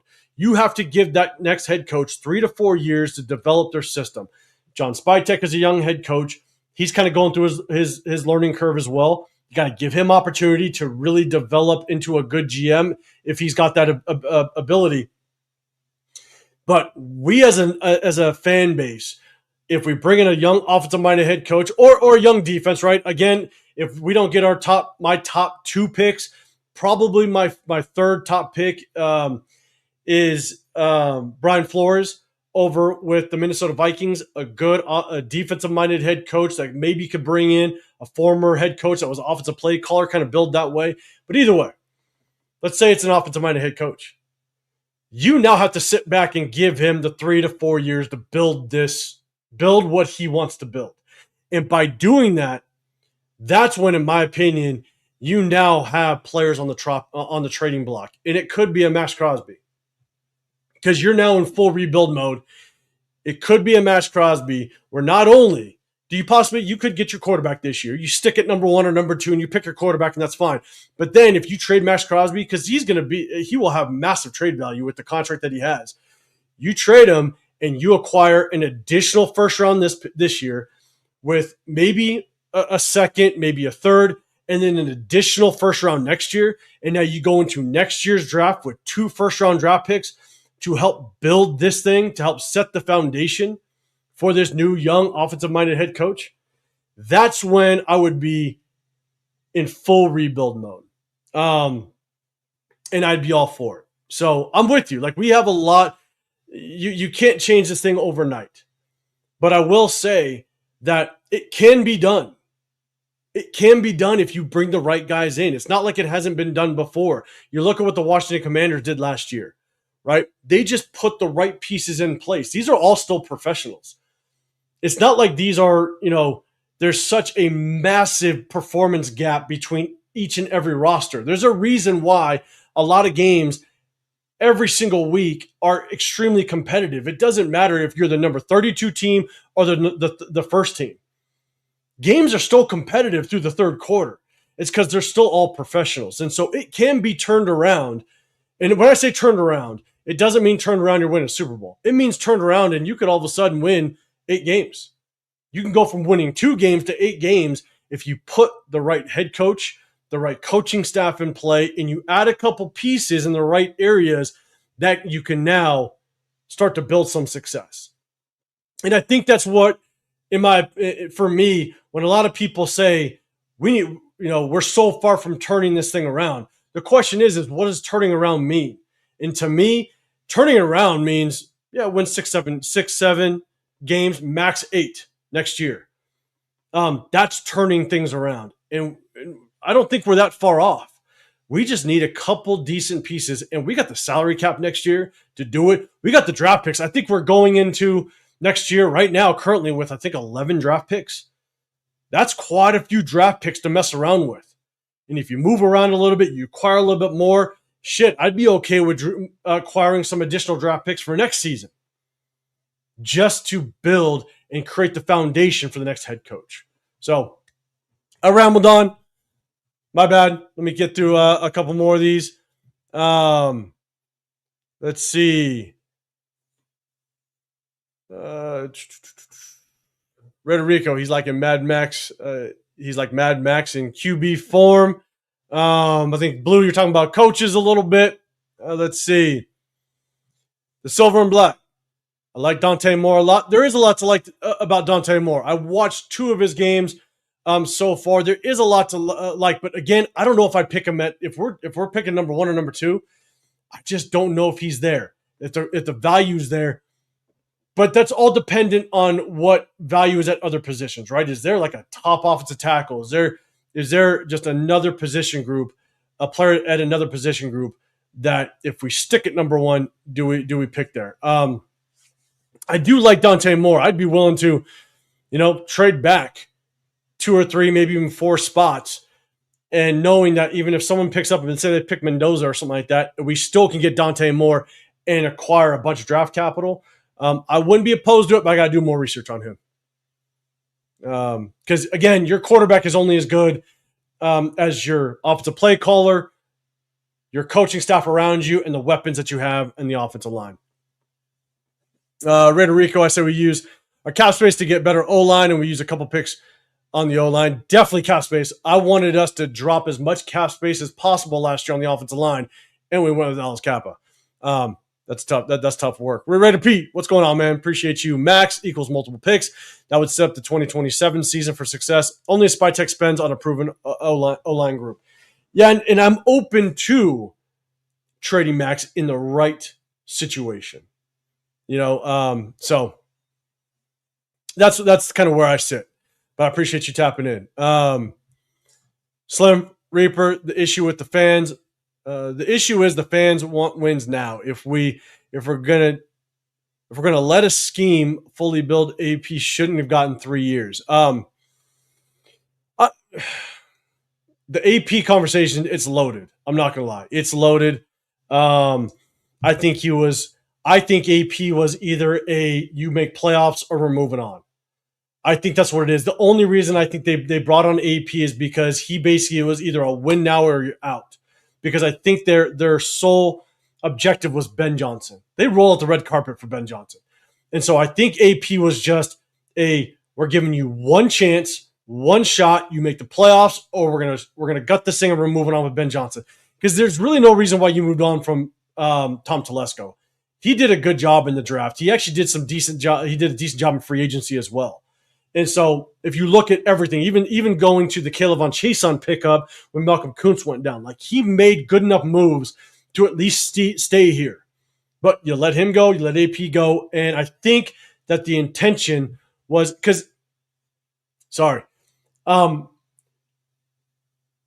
there's a reason why you took on AP and you didn't go out and got a true head coach. AP was coaching high school football 5 years prior to being our head coach. So there's no reason why AP should have been the head coach in reality, because he didn't take the proper channel and he didn't have the proper experience, right? So I think what they did was they took a flyer and said, look, we're not going to go out and go get a true head coach. Why? Because if you go out and you do the interview process and you get a true head coach, you got to rock the 3-year process. But they wanted Ben Johnson. And so they weren't going to commit to a brand new head coach that had the resume because they knew they'd be out of the Ben Johnson sweepstakes. So they gave AP a chance and said, you're basically going to win now, basically sniff or go to playoffs, or we're going to move on. And obviously it didn't work out. And they moved on. They rolled out the red carpet for Ben Johnson. That's what I think. I could be wrong, but that's what I think. But if we let Pete Carroll go, or if he retires, and we bring in an offensive-minded head coach, this fan base has to give this head coach time. Give him time. And when we say turn this thing around, if we win 2 games this year, you got to be okay with a six game winning season, and being competitive. I mean, if we see a bunch of blowouts, it's going to be tough, but you still got to trust the process. But if we win 6 games and we're competitive in all the other games, you got to continue to trust the process. That's just my opinion. You guys can agree or disagree. So, Raidernation 10, you're saying round. Ken Proctor, I think that's the offensive tackle. I'll definitely take a look at him round 1 or round 2. Man, I'm with you. I love building in the trenches. I wanted Talisi Fawaga 2 years ago. I wanted Kelvin Banks this year. Just didn't happen. I wanted Mekhi Becton in the offseason or Trey Smith, but obviously the Chiefs franchise tagged him. But we didn't, and that's kind of where we sit. So, Drawer, appreciate you popping in here. Last one, I say it could have worked out with AP if they gave him time. Never mind pairing him up with Champ Kelly. Maybe. You never know. Obviously, we won't know moving forward. Could have. But I do think that was the intention, in my opinion, of AP. Win now or you're out, and we're moving on, and we're rolling out the red carpet for Ben Johnson, because they sure shit did, and they failed. So, Cool. Hey, guys, I appreciate you. I appreciate all you guys tapping in. I'm going to get out of here. Make sure you guys go hit up Jeff, 401 Raider Jeff, Leo, Cheeto Linus, JLV Raider. I think they're live on right now. Go check them out. They do a good job. They go live. We broke down game film of our Broncos game, and we're going to hit you guys up after the Eagles game. After the Eagles game, we'll go live, kind of give you our post-game reaction to it. But definitely tap in with us because we're going to break down game film next week. Again, we only do it because even though we're out of the playoff run and the season is kind of in the shitter, we still got to figure out who we want to prioritize in the offseason because we got a lot of last year contracts, 1 year contracts, and we're gonna have basically a flip of this roster next season, and we got to figure out who we want to hang on to. So tap in with us. We appreciate you. Hey, I really appreciate all the subscribers, everybody that was in the chat. Appreciate the viewers, but I appreciate the super chats and all my members. I appreciate all my members. Just a way of supporting the channel. I can't show love enough to all you guys. So appreciate y'all, man. Hey, have a great rest of your evening. Tap in with us this weekend, and we'll rock out. Appreciate y'all. Have a great rest of your day. See you on the next one. I'm out of here.